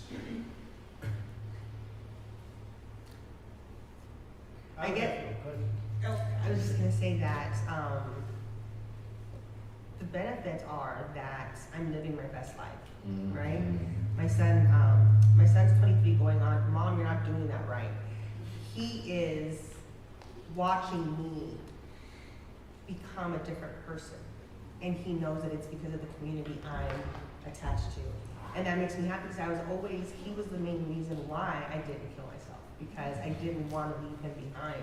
And I didn't want him to ever doubt how much I loved him. And so for him to tell me that I'm going through a midlife crisis now, kind of is hilarious, right? And so he kept saying that to me. He goes, Mom, you're training for a half marathon. It's like you're jumping out of an airplane. You got a tattoo. Like, what is, like, you're going through a midlife crisis. You're playing bass guitar. You're learning how, you know what I mean? And I'm like, and I rock the bass. Like, and so he's just like, you're going through a midlife crisis. And he kept saying that because he thought he was being funny. And I don't know where he gets that from. And so, and then I said to him, maybe it's because I'm being my truest self now, and I'm able to be my most true self better than I've ever been before. And maybe that's why I'm doing these things. And then he felt guilty, and I'm like, it's okay, honey. Let me go make you a soup. Like, it'll be fine. Like, that's what we do, right? We feed the people to make them feel better. So that's, I think, the benefit is that I'm a different person. I'm an evolved person, and I'm my most truest self because I found my community. I found my tribe. I found sisters. And sometimes I'm in a car with a veteran and we're not even talking, but we're still connecting because we speak. There's an unspoken language between us, between veterans, and especially when I'm around my sisters. So that's the benefit. You're talking about VA benefits or like emotional benefits? However you define. Well, that's where you tell your sons that the real midlife crisis is not actually living. That's what it was. Write that down. Think about that.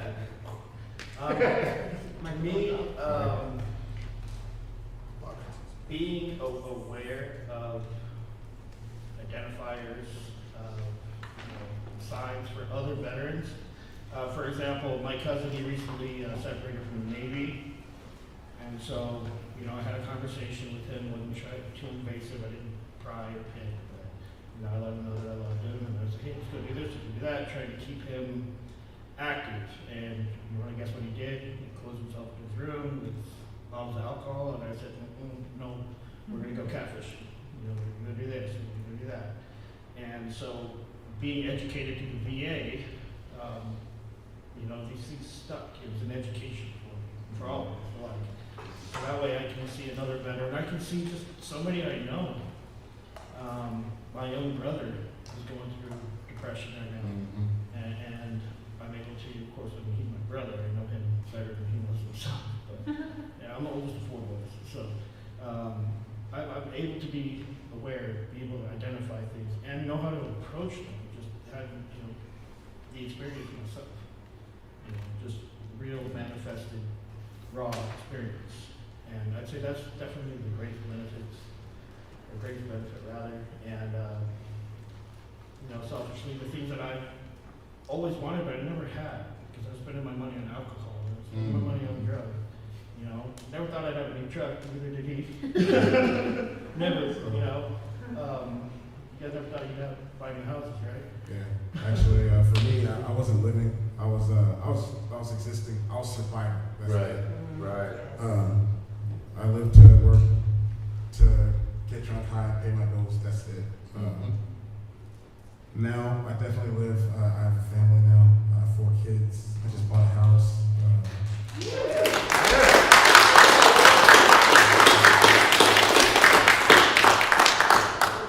I actually have hobbies now. That consist of using substances to numb myself from life. That would be the greatest benefit for me. I live now. Yeah, for sure. To actually be living life, to experience these things, and I don't take it for granted anymore.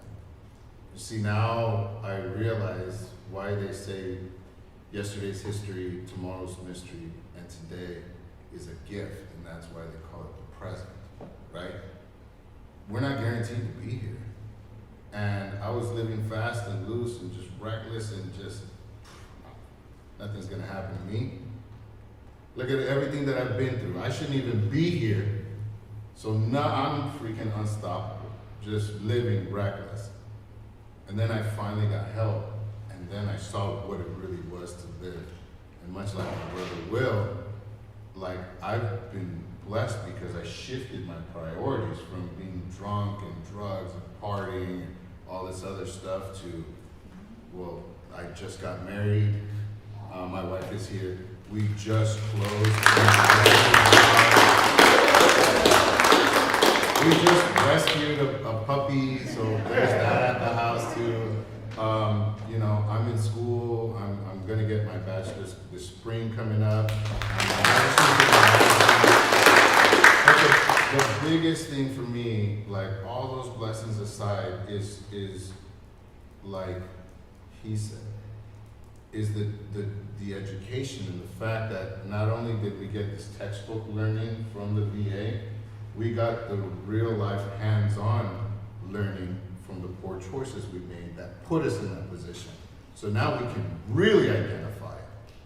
So now it's like to be able to be in a position where I'm at now, where if you know me at all, you know that I live and breathe and die veteran advocacy. There's nothing I am more passionate about than this shit right here.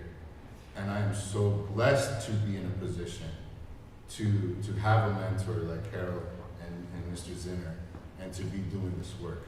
That's the biggest blessing for me. So it's like a benefit for me, just to touch back on it.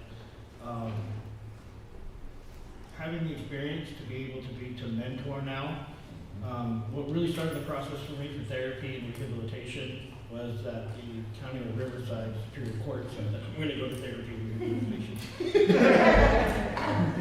I was very voluntold, but it saved my life. And it had a very small, success rate as far as veterans. And I'm very honored to say that I am among the few, just like. Last year where we met, and we didn't meet on Tinder, you and I swiped left, had it uninstall, reinstall it to find on a swipe right. Yeah. Here we are. Yeah, with a hard left. But now I find myself in a position to where I can give back. Another way to be stepped up things, filing for claims for benefits. I just recently got 100% for PTSD alone, and so now I'm able to provide for my kids, and you know, a lot easier. And now I can, you know, I can give back. I'm in a position where I can give back. I'm very involved in my church. I volunteer a lot. Now I'm a mentor with Riverside Veterans Court. So where I was sitting there in an orange jumpsuit, some handcuffs, like I don't know what's going on. To, you know, being able to sit there and be there for those veterans that have found themselves hitting rock bottom. And so, you know, I'm very honored with the benefit of being able to give back. And we were just there Yeah. 2-3 years ago. Yeah. Lives saved, completely turned around, like full 180 in the span of 3 years. It's almost hard to actually. You look back. Yeah. Well, actually, it's like I'll sit sometimes and I have trouble, you know, believing that this is my life now. Yeah, Considering yeah. where I came from, it was like, for me, it was a 12-year journey, just down and out. I was out of control. But now I have just this wonderful life. It's crazy. You know, and I just want to add that having denied that part of myself for so many years, I didn't just isolate myself, but I also kept at a distance a lot of people. And so there was a veteran who was talking about suicide, and I kind of, you know, I just went back and forth, and you know, we broke it down, and I said, there's a group I facilitate on Tuesday evenings, and I said, since you don't have any exact plans to kill yourself like right now, why don't you join this group and then just join this group, you know, and then, you know, do what you're, you know, if that's so hard you're feeling afterwards, we'll talk afterwards, but just join this group. And she joined that group, and she encouraged others, and others encouraged her, and it was such a beautiful thing. And to just be in a room with my sisters where we're laughing, where we're talking, and we're encouraging each other. But the one thing that occurred to me was, had I not had these experiences, right? Like in my faith economy, I'm taught, you know, give thanks to God in all things. And it's just like, well, how do you thank God when you're feeling like killing yourself? How do you thank God when you see all these things that have happened, and how do you do it? Now that I'm on the other side, things look different. They smell different. These reds are more reds. Would they be as red as they were had I not gone through this? Would the greens be as bright green? You know, my favorite ice cream is chocolate malted crunch at Rite Aid. It's a 50 brand. No, not Baskin Robbins, not, you know, any of these fancy ones. It's this thrifty one. Would it taste as good as it does now, had I not known what it was like to be on that other side and be here now to be able to appreciate it? Would I be able to love on my sisters the way I love on them? Even my staff, you know, I've gotten to the point where I end staff meetings and I'm like, I love you guys. And they're like, awkward, like, but I don't care. I love you guys, and when I end my groups, I tell them again, I love you guys. Thank you for being my sisters. Would I be able to do those things? No, just like Juan said earlier, I would not give that up for anything. Nothing. It's totally worth it. I think the greatest benefit all for the future, just people in general, you know, to save their lives and be able to come here and share their success story like we were able to share.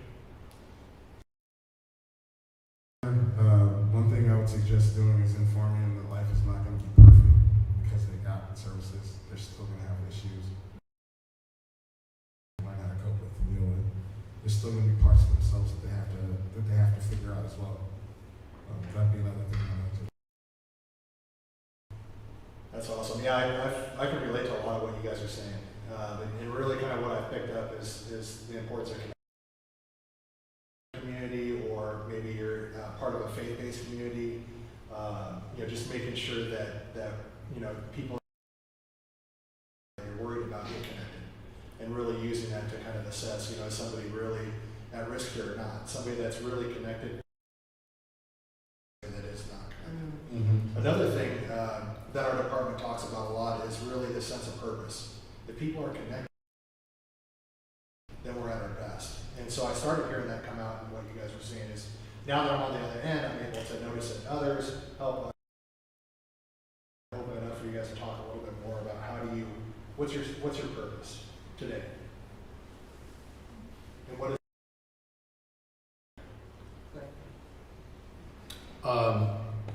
For me, this is my purpose, right here. There's my God, my country, my core.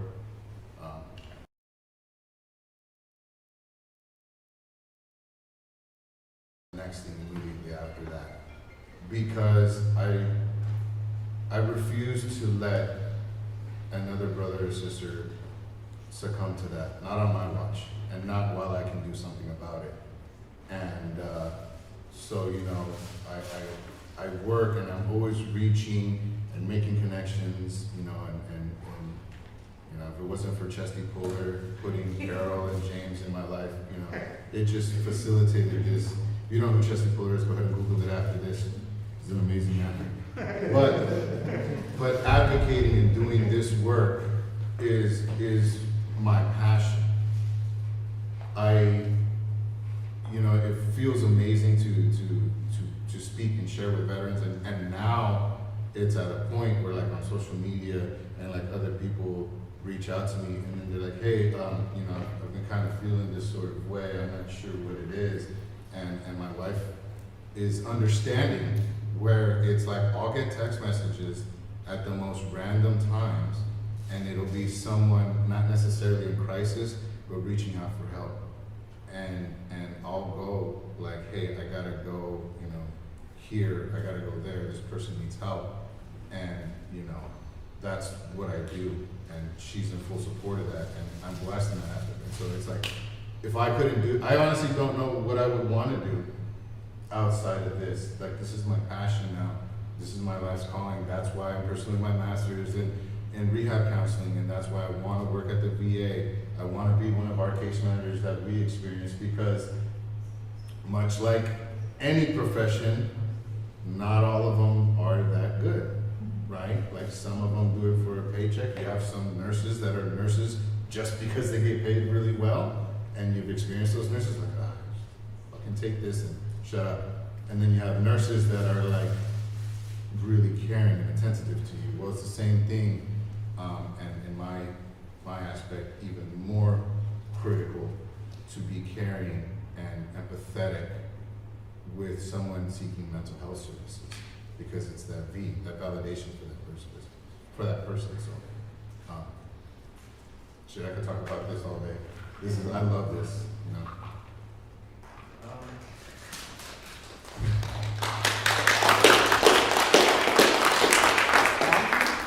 Yeah. Mom's here. Hi. Should be very proud of you. Absolutely. Thanks. Well, being in the military, being a veteran is very objective and very directive-oriented people. And then when we separate, it all dissipates. It just completely disappears. And that's where a lot of veterans go wrong. We're sitting there like, I need an adult, and it doesn't always work out. And it's not just with veterans too. We're here to talk about people in general. And I heard we're talking about loss, grief and loss. So if somebody loses a family member, there goes objective and directive. If somebody loses a friend, just something missing from one's life. And personally, in my own experience, my purpose is to serve, just like I did in the Army. And I serve my kids, I serve my friends, and my directive is just to be an upright person and try to better myself every day and hold myself to a high standard. That's my purpose. That's why we get along so well. That's my purpose too. My purpose is to be the best version of myself I can be. I'm in school full time. I work full time. I have 4 kids. My purpose is to be the best fiance / husband and father that I can possibly be. And that's ties along with service. Selfless service. and in reward, you get that love back, you have those rewards back, and also purpose to help other people, not just veterans, but help other people obtain and have a success story like we have. I mean, I'm kind of selfish because I do it because it feels good. I'm like, when I help another veteran, I'm like, damn, that shit felt good. I want to do more of that. Yeah, well, forget exactly which philosopher was it. Selflessness is a selfish act. And I was sitting there pondering that for a minute, and I pulled out my calculator. It doesn't make any sense. But we do it because it feels good, right? So anything that we do to make ourselves feel good can be looked at relatively as a selfish act, right? So helping others, selfless, is a selfish act. Does that make sense? Thank you so much, because I wasn't gonna tell my version of that, but now I can. Like, the day's gonna come when I am gonna pass away. And when I pass away, I want people to be throwing themselves on my coffin, like crying, like saying there's a void in the world because she stopped existing. And so I always say that, like joking but not joking. And then I say to myself, self, as I have to refer to myself. I say, self, what kind of life do I have to live so that people are like really saddened and feel the void of the secession of my existence? And so all I can do is try to be there for people, be the best friend I can, be the best sister I can, love on people. Sometimes one of the nicest things you can ever say to someone is, no, you are wrong. No, this is not okay. And just love on people every single day, and that'll look different for every single person. But the biggest person I want to make sure knows that I love him is my son. Is that he would know that I lived a life with a purpose, and that would inspire him. Everyone else, yes, too, but that's like the biggest purpose, is that he sacrificed a lot when I had to drill. He had to sacrifice a lot when I had to go on annual training. He sacrificed a lot when we were broke. I was working 2 jobs, and I still was like struggling with child support and all these other. He remembers those struggles, but he knows too that we live a very nice life now. We have a really great life, and it affords him a life. Like by the time he's his age, I already had him. And so, and I tell him that all the time. I'm like, you and your little first world complaints, like by the time I was your age, I already had, you. And, but I'm glad that he doesn't have to function out of crisis or an emergency. I'm glad that he gets to sit back for a second and think about what he wants to do, and he doesn't have to do it out of desperation. And so I think that that's my purpose, is to live a life. It's to live a life and impact people and love on people, so that when I cease to exist, people notice. And not because I owe them money. So before we move into questions from the audience, I wanted to, because now we have a room full of SAVE experts who are going to be out there looking for the signs, asking, validating, and expediting folks into help. Thanks to Jen and Angel and you guys. What advice do you guys have for everybody that maybe we haven't touched on so far? You keep looking at me. He's looking Be patient. That would definitely be the first. Probably the most critical piece of advice I can offer is to be patient. Veterans in crisis, veterans struggling from mental health issues, we are difficult to deal with. Like that's to say the least. We can be prideful, thick-headed, jackasses pretty much. Yep.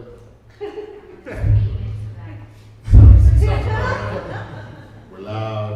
Yeah. Obnoxious. Denial. Yeah. Denial. Nothing's ever wrong with us, and we're always right. Not us though. That's the other bad. No, I'm perfect. No. I think my bit of advice would be diligence. Sometimes people in general don't respond, to the first inquiry or the first question. It might take a few tries. And I know personally, from my experience, is get a text message like, hey, what are you up to, what are you doing? Maybe I wouldn't respond. Maybe I was busy or just wasn't interested. And, after a while, after a couple of days, I get another one. Hey, you want to go to this? You might, and I guess my point is you're probably not going to catch a fish on the first bite, right? And so just keep at it. If you see somebody that you're really concerned about, you got to find that mean condition between prying and pushing them away and giving too much space. I hope that makes sense. There's been times where I've reached out to Brad here, via text message, and he hasn't responded, and I've threatened to come find him. Yeah. Yeah, and especially for us veterans, human too. Oh, yeah. Yeah, if I don't, send me a meme randomly that's probably been taken down off of Facebook, and you'll get a response out of me for sure. I'm in Facebook jail all the time. All the time. My meme game is strong, but Facebook cancels me all the time. In my closing statement, I'll actually specifically address my perspective of that question. But one of the things that I think is that damn stigma. So don't, whatever notions or preconditions you might have had before today, you get to control, delete all of that. Just purge it out and take what you learned today and implement it in your life. Don't have a prejudice when you're going forward with that. Approach it with an open mind and be understanding and empathetic. Understand that veterans, like snowflakes, we're each individuals. We've experienced our own sets of crises and adversities and things like that. We're unique. In a sense, we're cookie cutters, but we're sprinkled and topped differently. You know what I'm saying? So just get that stigma out of your head and become okay with not being okay. I just want to add that when veterans when they don't accept help, it's not because we don't want to accept help. We might not know how to accept that help. We might not be ready for that help. And just like my brother said, it'll take 1, 2, or 3 passes whenever I speak to a female veteran for her to trust me.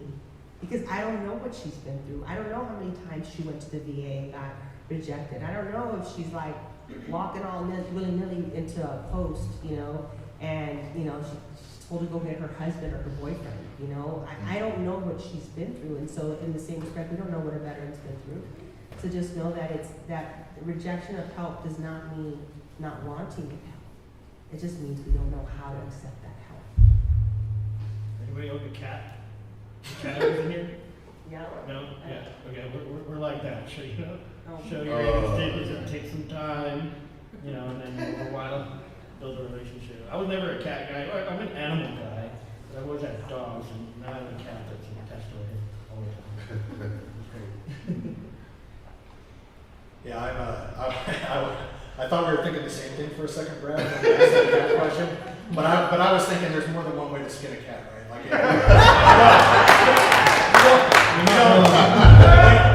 when you're addressing suicide, it's not about like going in there and getting right to like, hey, are you thinking about killing yourself? There's so much in between. We spend so much of our time in the S.A.V.E, S portion of S.A.V.E, right?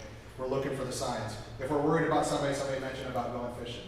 If they're really close to you and that seems appropriate, finding an excuse to spend a lot of time with them to check in. If they're not, like Brad was saying, being diligent, like sending memes, sending, all sorts of inappropriate stuff. If that's not your thing, just check in and via text. But that's really where we spend with it. I thought you were going to say more than that. Oh, you're not wrong. There is one. It's not my cat. Yeah, true. So I'm sorry. So I'm dropping this bomb on you guys. Do you guys mind taking questions? Hell yeah. I don't mind, not at all. Anybody have any questions for our panel? Yes, ma'am. I have a question. I just want to say, my name is Sharon Larson. I'm a third-year grad student at FAOA and rehabilitation counseling, also part of Rebound. I want to first and foremost say Thank you for your transparency and your sharing the truth. And most of all, thank you for all your accomplishments, marriage, house. Yeah, you know what I mean? Yes. Thank you. Thank you.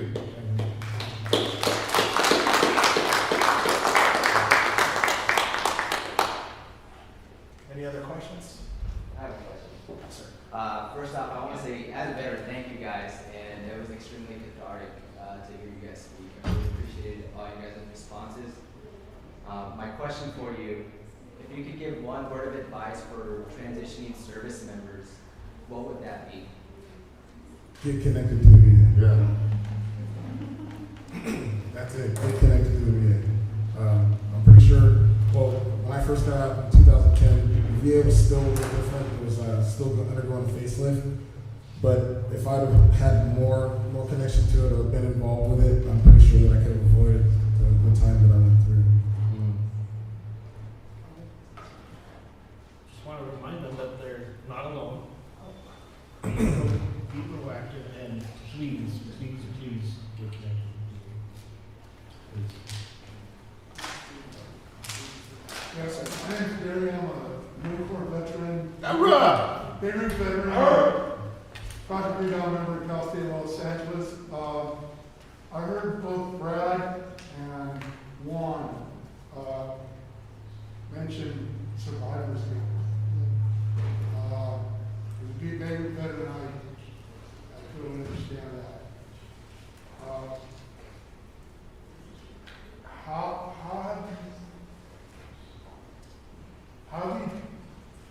have you learned to deal with the survivors?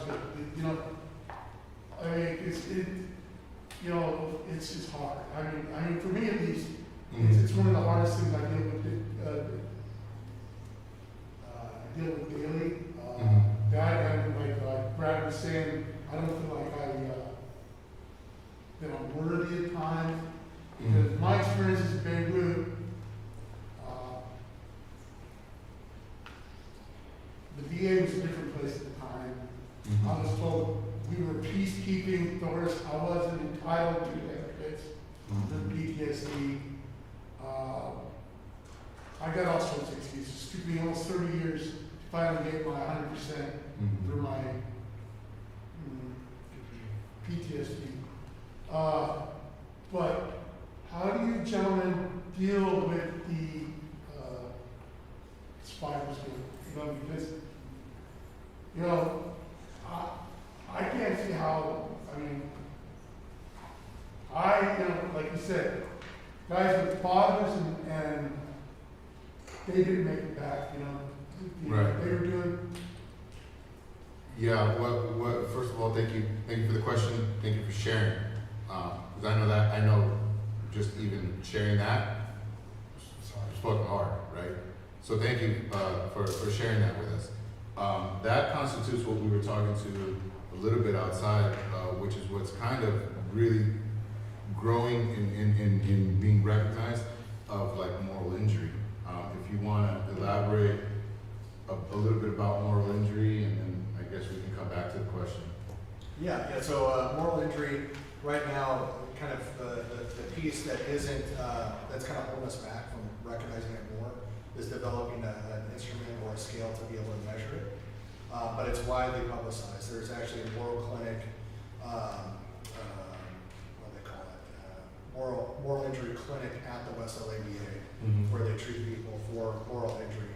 But moral injury is really, it's different than post-traumatic stress. I had veterans slide articles about moral injury under my door when I used to run a program in Hollywood, and they come in and see me when I was in and say, look, I wasn't afraid. When the guns were going off, like, I wasn't afraid. It was, what if?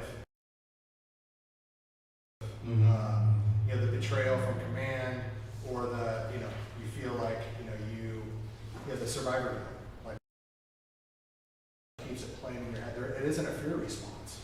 It's a questioning who you are or a questioning of others that is perpetuated. Work at the VA is working really hard on developing more treatments for that.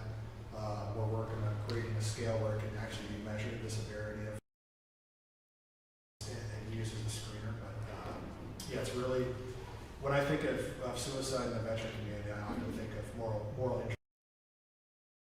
And it's, you treat PTSD, and if you don't treat the moral injury, you haven't really gotten to the root. And so that's what we're in a lot of circles, but we have a ways to go to get there. But it's extremely, first responders deal with moral injury just like post-traumatic stress. Neither is moral injury. Thinking about healthcare workers, teachers, first responders through the COVID pandemic. Those professions as well. The PTSD has become accepted nowadays. Back from Beirut, the only thing we knew about PTSD was the Vietnam veteran who went to save people on the Rambo movies. So we were afraid to speak about it. But I know that, at least for me, a lot of when I joined the Marine Corps, a lot of the senior NCOs, junior Vietnam veterans, and they saw immediately what I was going through. And I received a lot of support from them. Separated from the Marine Corps, I lost that. And I went through a really hard time. I went to the VA. I got rejected by the VA numerous times. And I'm just glad things. That's what I'm trying to say. Is I'm glad that society as a whole, and the VA especially, that they're in really dire need. Because for years, I was not worthy by the VA. Yeah. That's actually,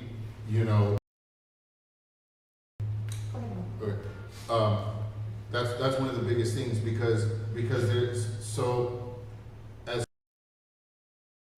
had alluded to, like when you think of veteran, you think of this striking, handsome gentleman, big as hell, and he's like he was in the shit and fighting and just chewing dirt for breakfast, lunch, and dinner, but like any real veteran will tell you that there's so many moving parts to this machine that without supply we don't get our ammo and we can't succeed in mission accomplishment, right? So troop welfare is taking care of your Marines and service members and whatnot.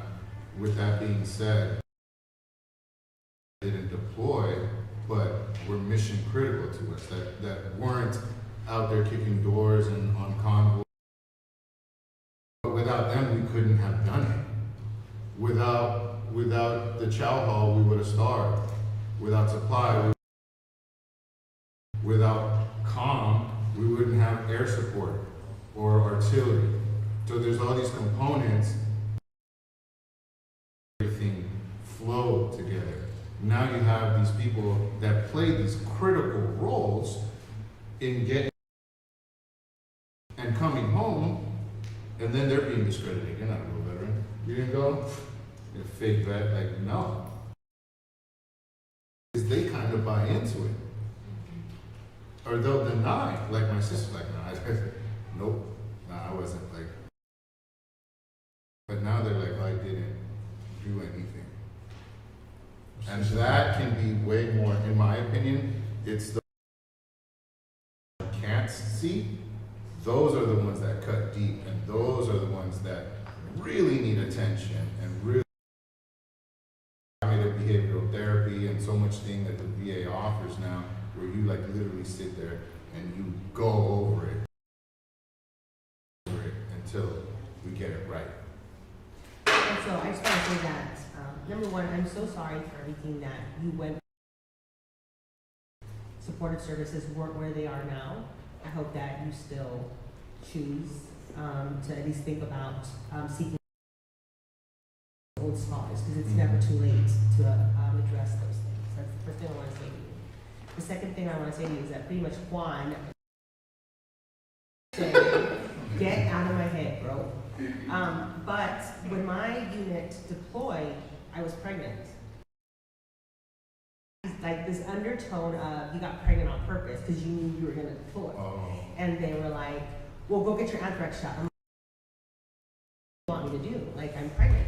And so it was really bad. It was really bad. I couldn't go to, they wanted me to go. They were like, go to medical and we need to get a test from them. And I'm like, I was a reservist. I wasn't even active duty. Shots. And so my son's dad at the time was like, you know what, this is enough. He was like, stop going all the way up there to drill, come back home and just drill closer to home because, you know, we need to be a family and blah, blah, blah, blah. And all this stuff that a woman would never tell a man, but somehow I accepted my partner at the time telling me, you know, be with us, be with our families. And so I had a miscarriage, and I think that part, and so I never even mourned that baby. I lost that baby, I never even mourned that baby until recently I started giving myself permission to mourn because there was all this doubt. The big layer, the big thing was I needed to try to keep my family intact, right? And then the next layer was, well, what kind of a service member are you that you can't go over there? Like, how dare you get pregnant? And it's like I did it on purpose. And so it was like, I remember being on active duty and they would tell you, like, your baby did not come in the C-bag, so your baby does not count. And so when the fall of Kabul happened, it really hit me hard, right? Because my unit had been there. And it took me a long time, it took me several weeks to be okay with that not having been me. And then I started to unravel this other stuff of, I'm not a real veteran because I did not go overseas. I'm not a real veteran because I got pregnant and I couldn't go over there. You know, that's not something even a man deals with, right? A man doesn't have to worry about being pregnant. And a woman would never tell a man, you know, be here with our family, stay home. Like, that's not, the majority of the time, that's not the way that works. But yet, I had to deal with all these things. And so, there's many layers to what happened for me. So my survivor's guilt is like on many different levels, right? So I have that survivor's guilt, and then the first homeless female veteran was documented for the 2000 census. Do you guys remember that? There was like this huge census done, and it, right? I remember they came around knocking door to door asking you questions about how many people in your house. I remember. I'm trying to tell 2000 was so long story. ago. Sorry, my bad. Back to my story. There was this woman that was found, and I always wondered why she was homeless. I always wondered what she went through that caused her to feel, like caused her to not be able to take care of stuff to the point where she had to live on the street. And then I had my survivor's guilt. Well, why am I functioning? Well, why am I still able to take care of business? Why am I still able to take 5 classes in undergrad, take care of my son, work 2 jobs, and, you know, and still be, you know, and still come home and have a home and have my dogs, you know? And so, yeah, so that's a double level of guilt, survivor's guilt that I know I personally experienced, but as I'm speaking these words, I know that there's other women who have experienced something very similar. So, to your question or to your statement, you know, that's, the survivor's guilt had to come with the fact that if I was supposed to be there, I would have been there. If I was meant to die, or if I was meant to fight, or if I was meant to be in any of these places, I would have been there. You know, so that's one side of it, but the other side of it is I gotta take care of myself. I have to be selfish now. And I have to, you cannot fight an enemy that you have yet to identify. So I've identified my enemies. These are the things that are coming up against me, and these are the things that I have to approach, so that when I start feeling crappy, and I start feeling very, you know, that there's that weight, right, that comes with depression. I had to do a paper in grad school. I had to do a paper about homeless women. I chose to do about homeless women, and that's when I found out about that one sister, right? And I went through a depression, like, for a week. I couldn't even go to school. I had to turn this paper, but my therapist wrote a note and said, this is what she's going through. Because that's how bad it set me off. I just remembered right now, for a week, I didn't shower or anything. Like, I couldn't get off the couch. You know, I just watched Lifetime, like, for a whole week. which I don't know if it was a good idea to watch live, but there I was. So that's how much this stuff still affects me. And I'm still unraveling those things, just to let you know. And it's never too late to deal with those things. And it's never too late to say, hey, you know what? Therapist that I've been seeing for 7 years, I never talked about this one thing, you know? So that's the way I've had to deal with my survivor's guilt, my multi-leveled, echeloned survivor's guilt. First of all, I'd like to acknowledge your courage, being able to speak up, and I know it's very difficult to do. Appertaining my survivor's guilt, I don't know if you're a spiritual person or not, but I am, and that applying that has really, really helped. Accepting that there is something greater out there. For me, it's God, and things happen for a reason. And for those that I lost, I know in my heart I'll see them again. It's just not if, it's when.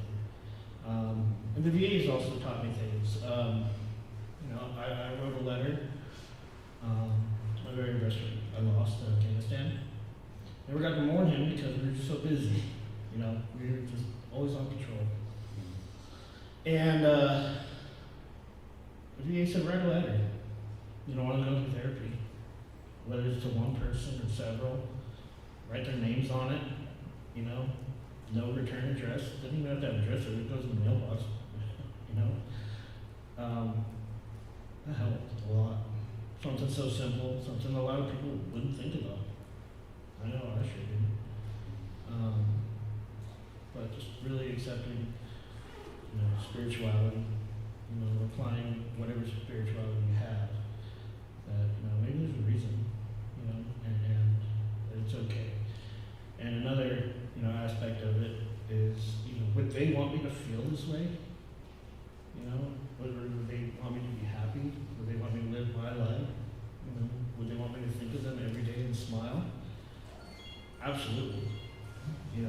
And it took a really long time for me to wrap my head around that idea.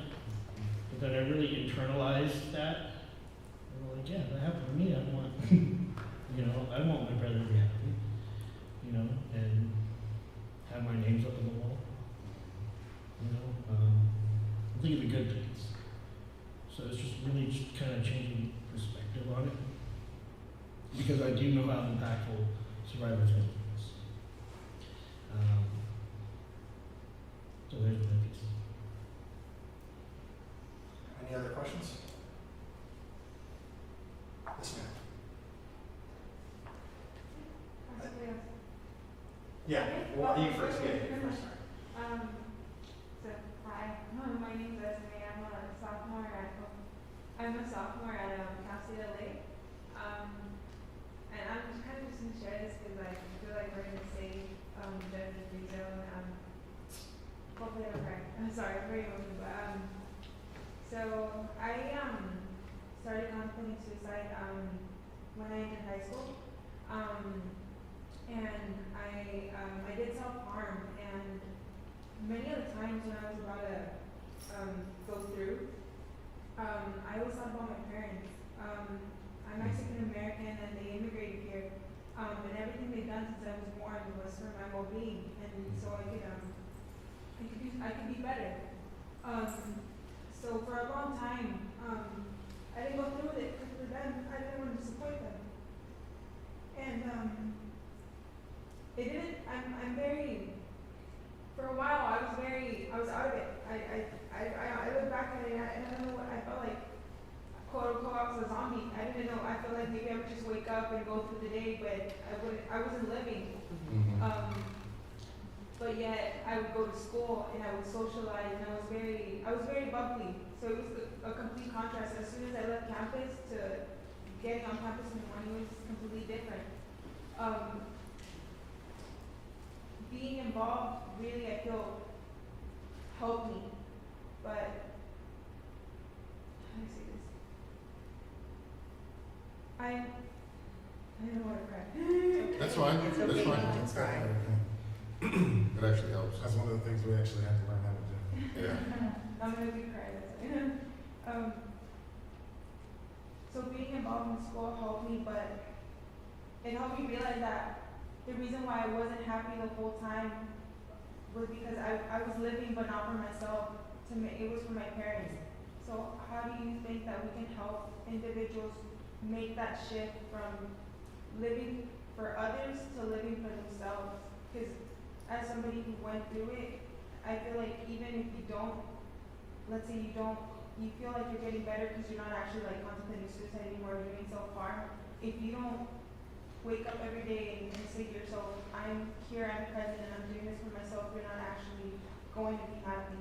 So how do you think people can, or how do you think we can help as at least myself as a teacher, human service provider, how can I help individuals make that shift from not doing it for others to doing it for themselves? That resonates with me because, like I said before, I was too busy to get services, and it ended up taking a legal intervention for me to finally go into services and get them. I was afraid of losing everything that I worked for, and I actually had to lose everything I worked for, and I ended up becoming homeless when I went to therapy, in the beginning, and I built everything back from the ground up.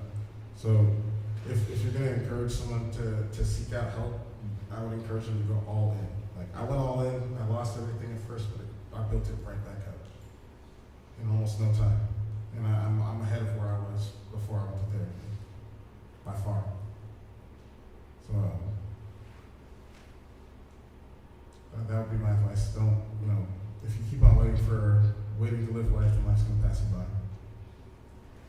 So first of all, I want to say thank you so much. I know that was not the easiest thing to do, but thank you for just showing your vulnerability and just caring enough about others to share that. The best thing, I think, the most wonderful thing is that to acknowledge where you are, to acknowledge the things that have brought you there, and to continue to do the work for yourself.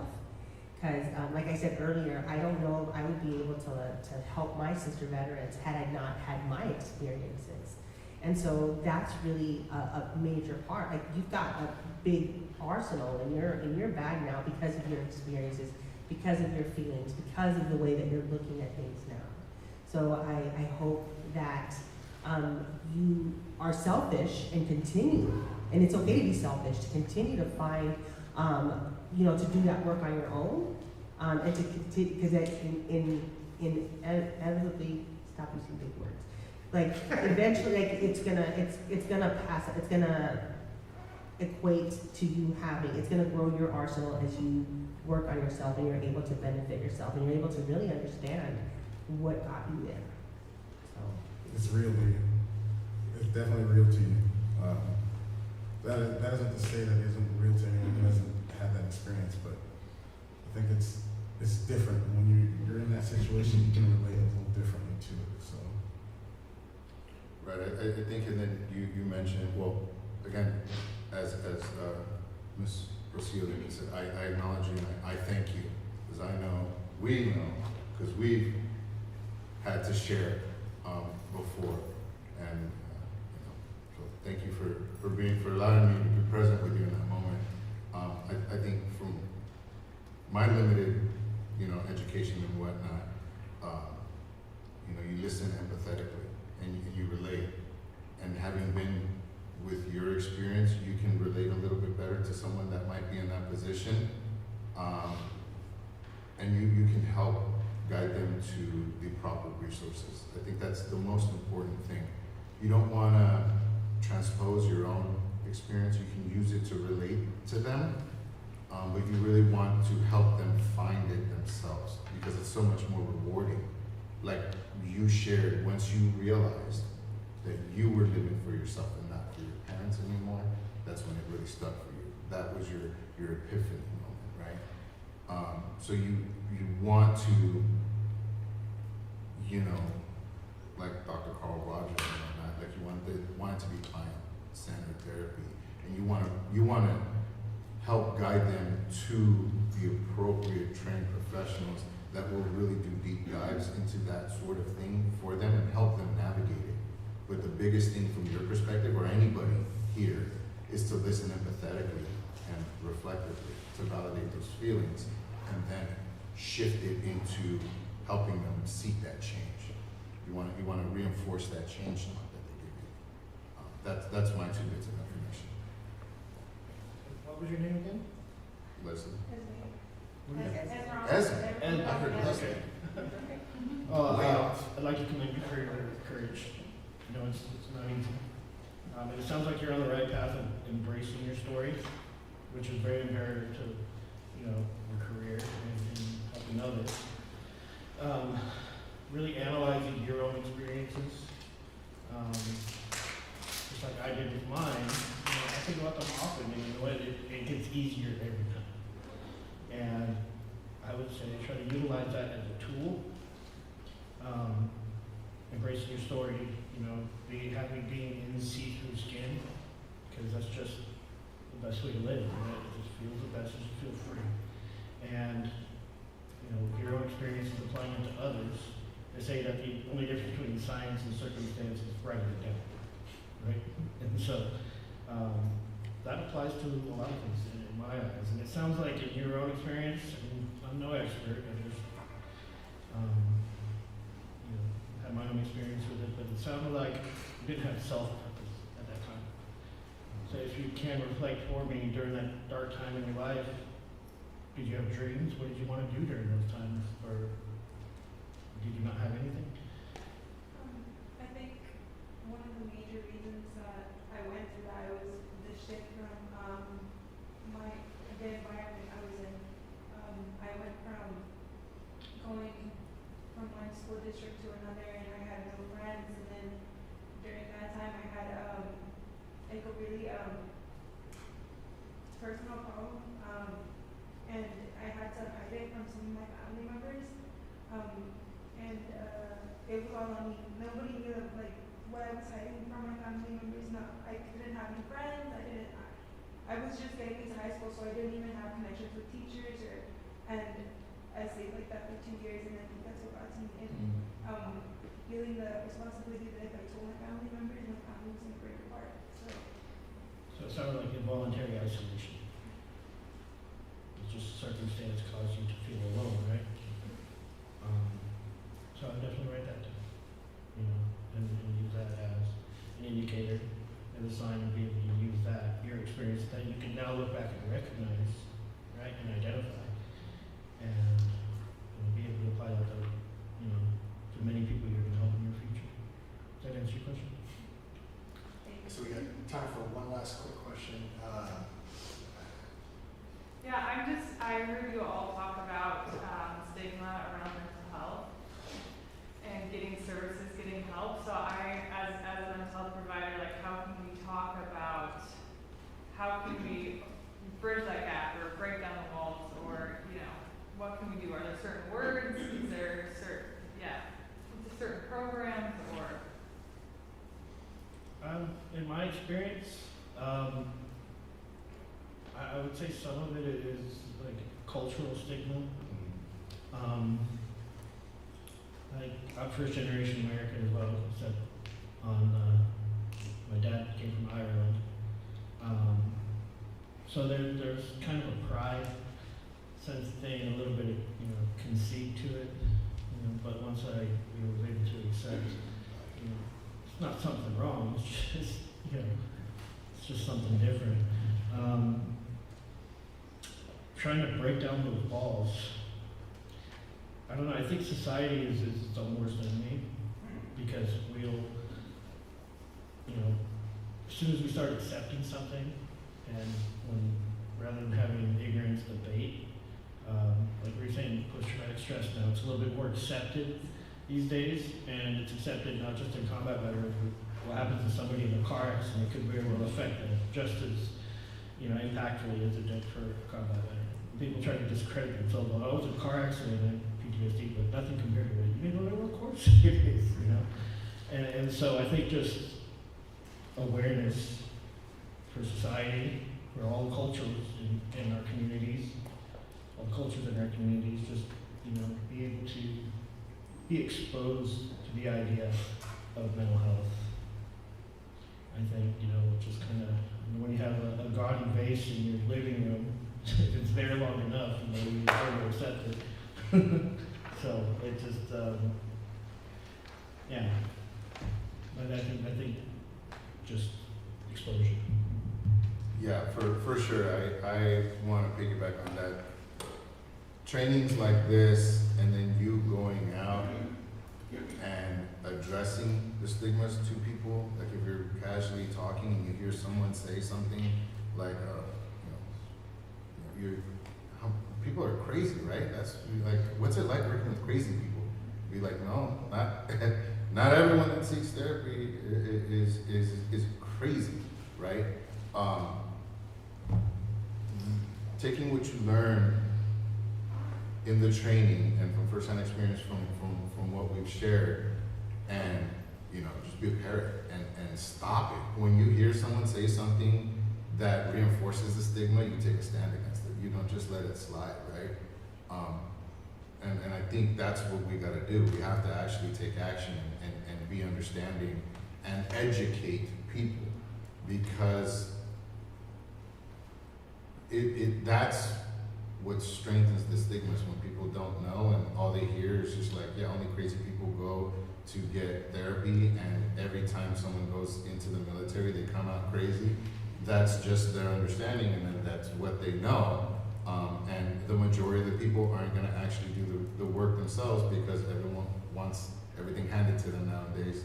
It's instant gratification. Like, no, if that's what I know, then that's what it is, and that's what the internet told me, so that's what it is. It must be real. Yeah, it's 100%. I saw it on the gram, so it has to be facts, right?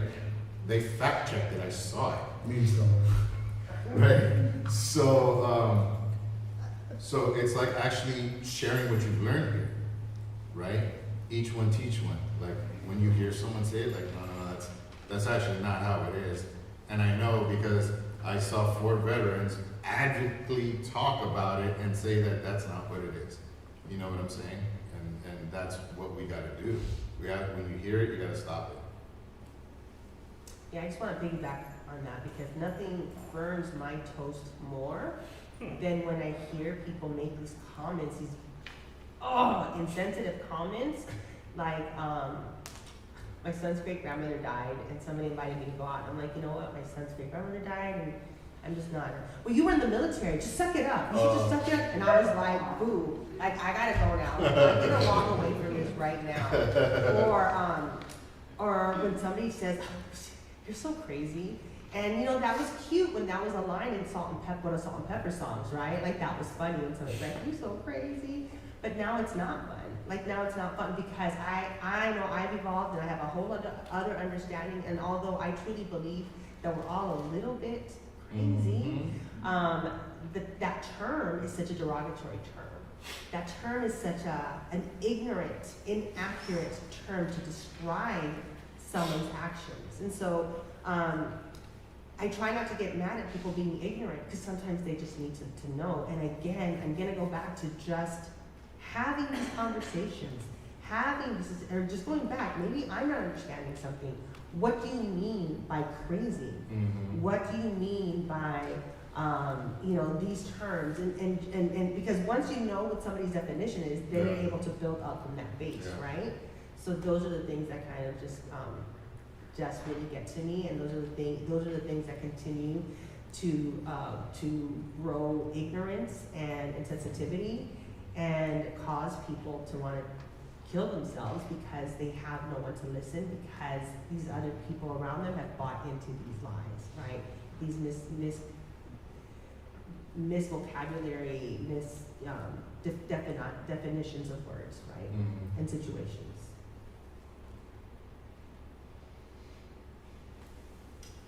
Okay, well, let's please join me in giving this.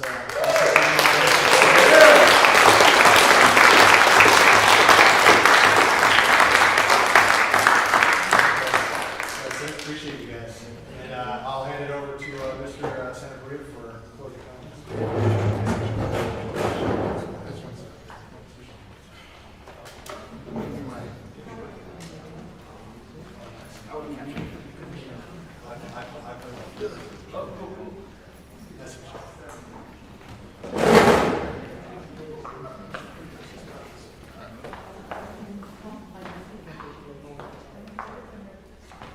Okay, one second.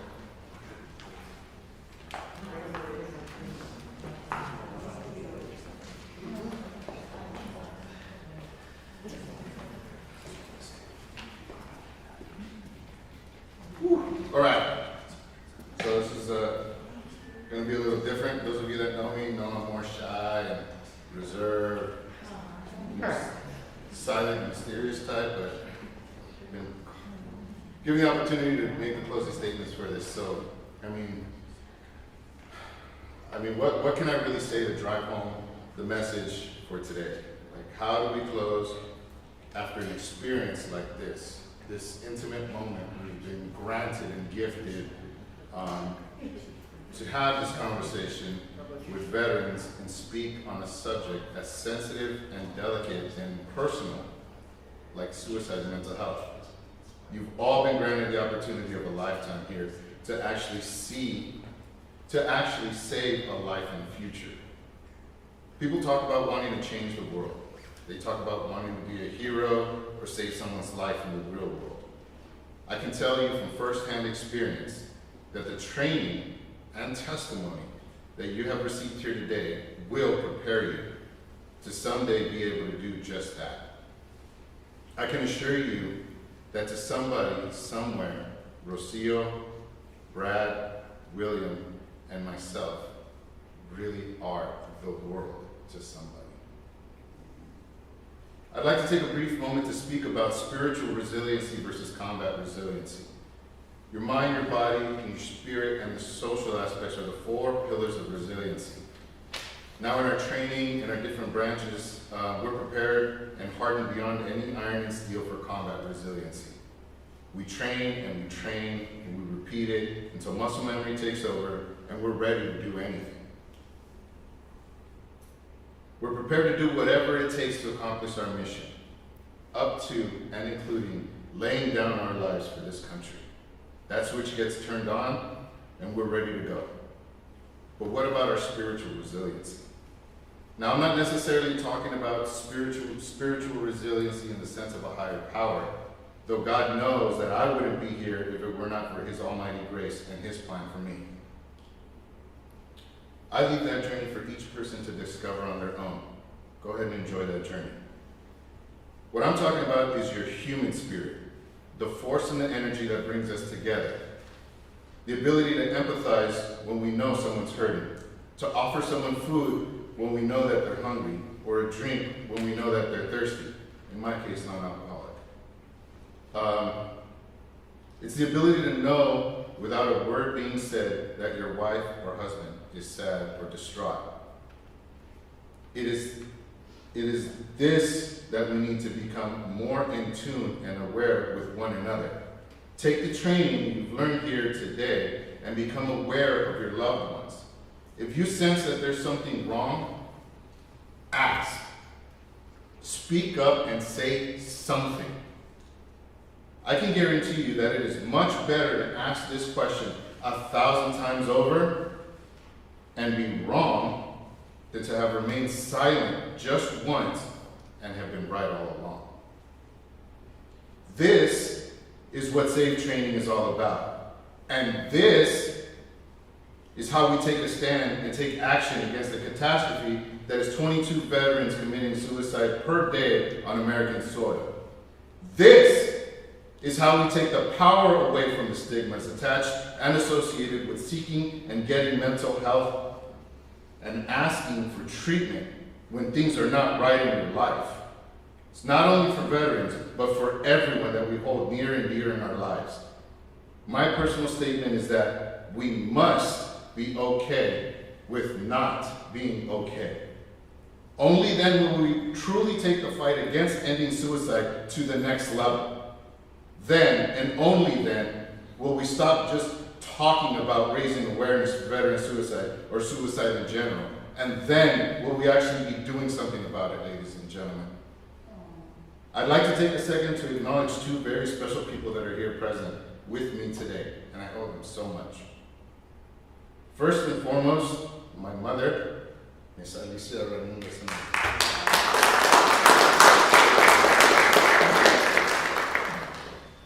She's here not only as my mother,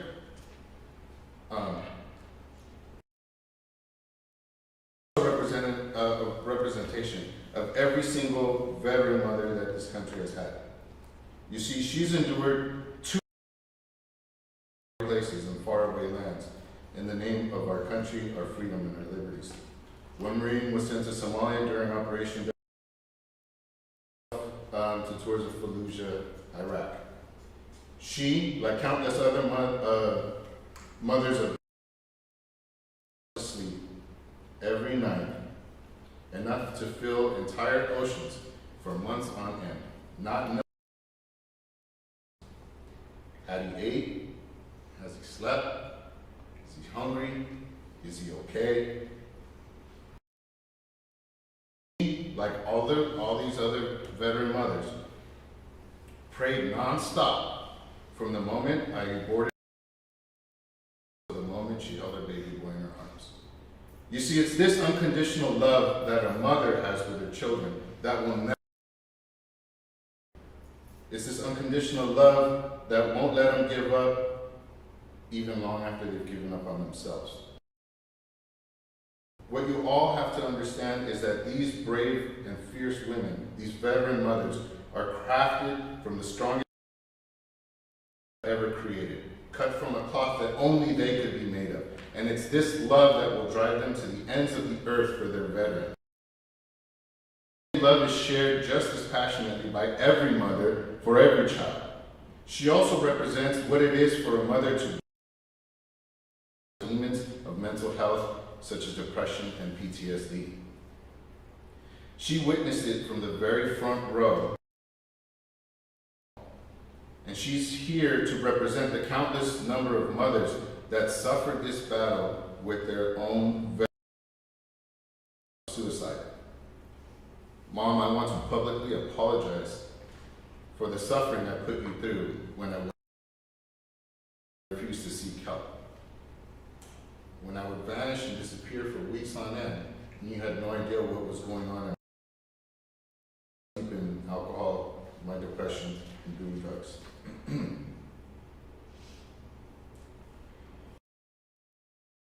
I really want to apologize for having the audacity to call you to help me find my gun on those nights that I wanted to take my life and commit suicide.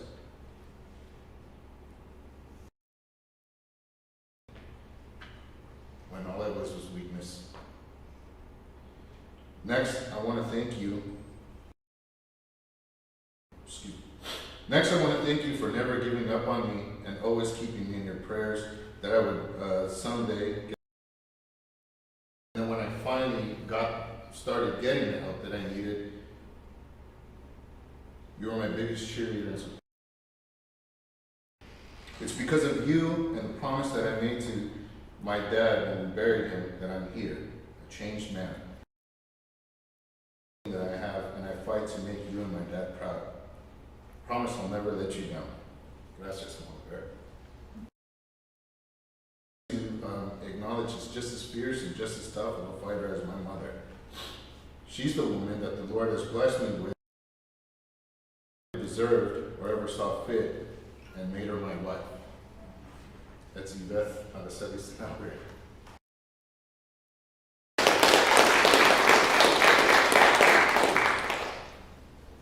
This woman has been at my side through my darkest days, brought light to my life. She is my sister.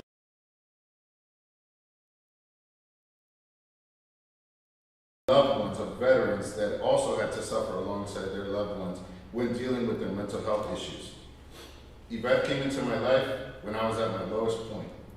I was deep into drinking and battling suicidal ideations constantly. She came on the 1-year anniversary of my father passing away, and in those same 30 days, I had been dealing with laying 6 people to rest that were close to me in my life. In 30 days, I laid 6 people to rest, either from suicide, drug overdose, liver cirrhosis, other complications from drug and alcohol use. So I pretty much thought my days were numbered.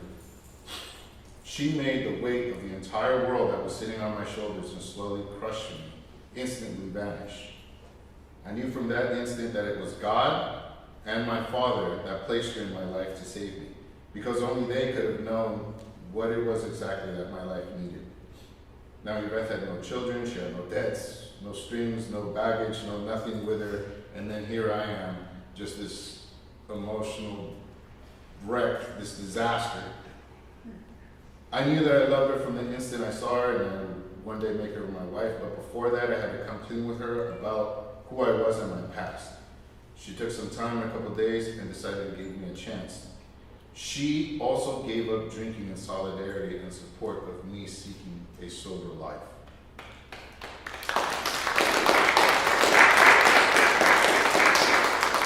She cheered me on when I went to my rehab, and even gave me gas money when I couldn't make it on my own, and more gas money when I had countless number of court dates. She's always had my back. She fought with me the whole way as I clawed back from the depths of hell. She dove into the abyss, the pits of fire and brimstone of hell for me. She stormed through the flames. She stared death directly in the face and told it, "Not today, Satan." She dragged me back to life. She represents each and every loved one and support system for a veteran or a person battling suicide. Those in the fight alongside us giving just as much as we do. We cannot do it without our loved ones and our support system and our significant others. Thank you, my queen, for taking a huge gamble on a broken and damaged person like myself. You took my broken spirits and gently nurtured them back to health. You took my shattered heart and gave it love once more. You showed me what unconditional love was, and I have been saved by you, and I'm never looking back. I love you 3,000. Next, I know, bear with me, Mom. I'm almost there. Next, I need to take a moment to thank and recognize the Los Angeles Department of Mental Health, specifically Ms. Jennifer Smart and Mr. Angel Soriano. Thank you for making the trip and teaching us and sharing this with us. I'm relatively positive a lot of people learned today. All right, I have to call out and acknowledge Professor Carol Calandra and D.J. Zimmer.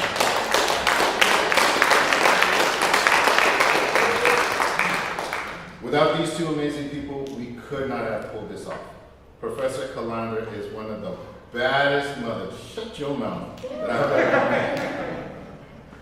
Carol lives and breathes for veterans and is tough as the rusted nails we use to hold together old Ironsides. For those of you that don't know who old Ironsides is, you need to Google it when we're done, research that naval vessel, she's a badass, you'll get it. James has been a huge voice and an incredible influence for me personally as well in these early stages of my fight to advocate for my veteran brothers and sisters. He's impacted me tremendously from day one, and I strive to one day be on his level working alongside him. And it's by the grace of Chesty Puller and Gunny John Bassalone that these fine people cross into my life and have taken this fire that I have for advocating for veterans and doused it with napalm. In other words, they are fueling my fire.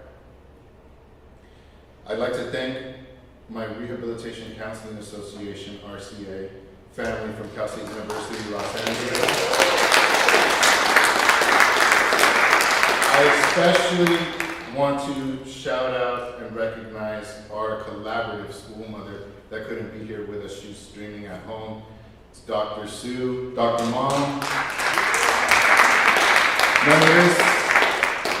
None of this would be possible if she hadn't personally answered a random-ass email from some random-ass veteran begging for help to get into Cal State LA. She made it happen. Because of her, I've been connected with all these people. Thank you, RCA. Thank you, Mom. Thank you, Dr. Sue. We did it, and I hope I make you proud, Dr. Sue. The last people I need to acknowledge is the most important people. I'd like to end this by thanking each and every single one of you that are here present, either in person or streaming via YouTube or Instagram. Side note, you can follow me on IG. It's Sandman1984 at Sandman1984. I'd like to thank you all for taking the time and the initiative to be here and be part of this training. Thank you for your questions.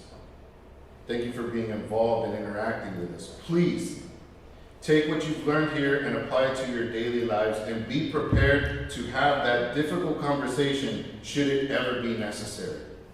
We must all be okay with not being okay. I've been asked, what is the best thing a person can do to help a veteran? Well, I'm going to share that little secret with you here and now because you've decided to join us. Listen. Just listen. Listen sincerely. Listen empathetically. If a veteran is sharing something with you, then they're taking a tiny bit of that immense load that they carry with them each and every single day, and they're passing it on to you. This weight can be at some times unbearable and overbearing, and it can defeat them. But with each time that you listen, you take a small grain off of that load, and that load is just a tiny bit lighter. Not only that, you're now helping them carry that load. You've been blessed and honored with the gift of carrying that veteran's weight. And each time the story gets shared, another grain gets taken off that load, and it's carried by someone else. And what once was a single veteran carrying an immense load has now been shared by 2, 4, more and more and more, until that single load is carried, spread evenly amongst us all. And it makes it that much easier for the veteran to carry it.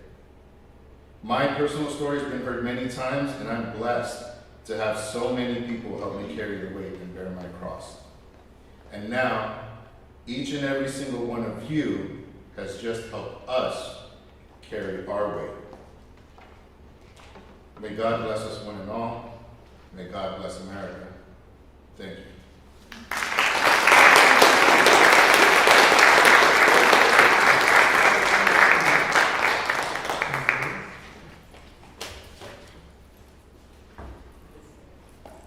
Post.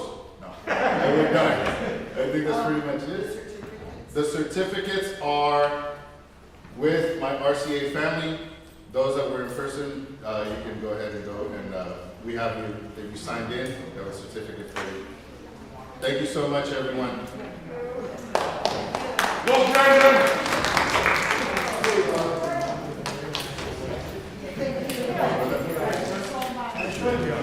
Good. Yeah, we will.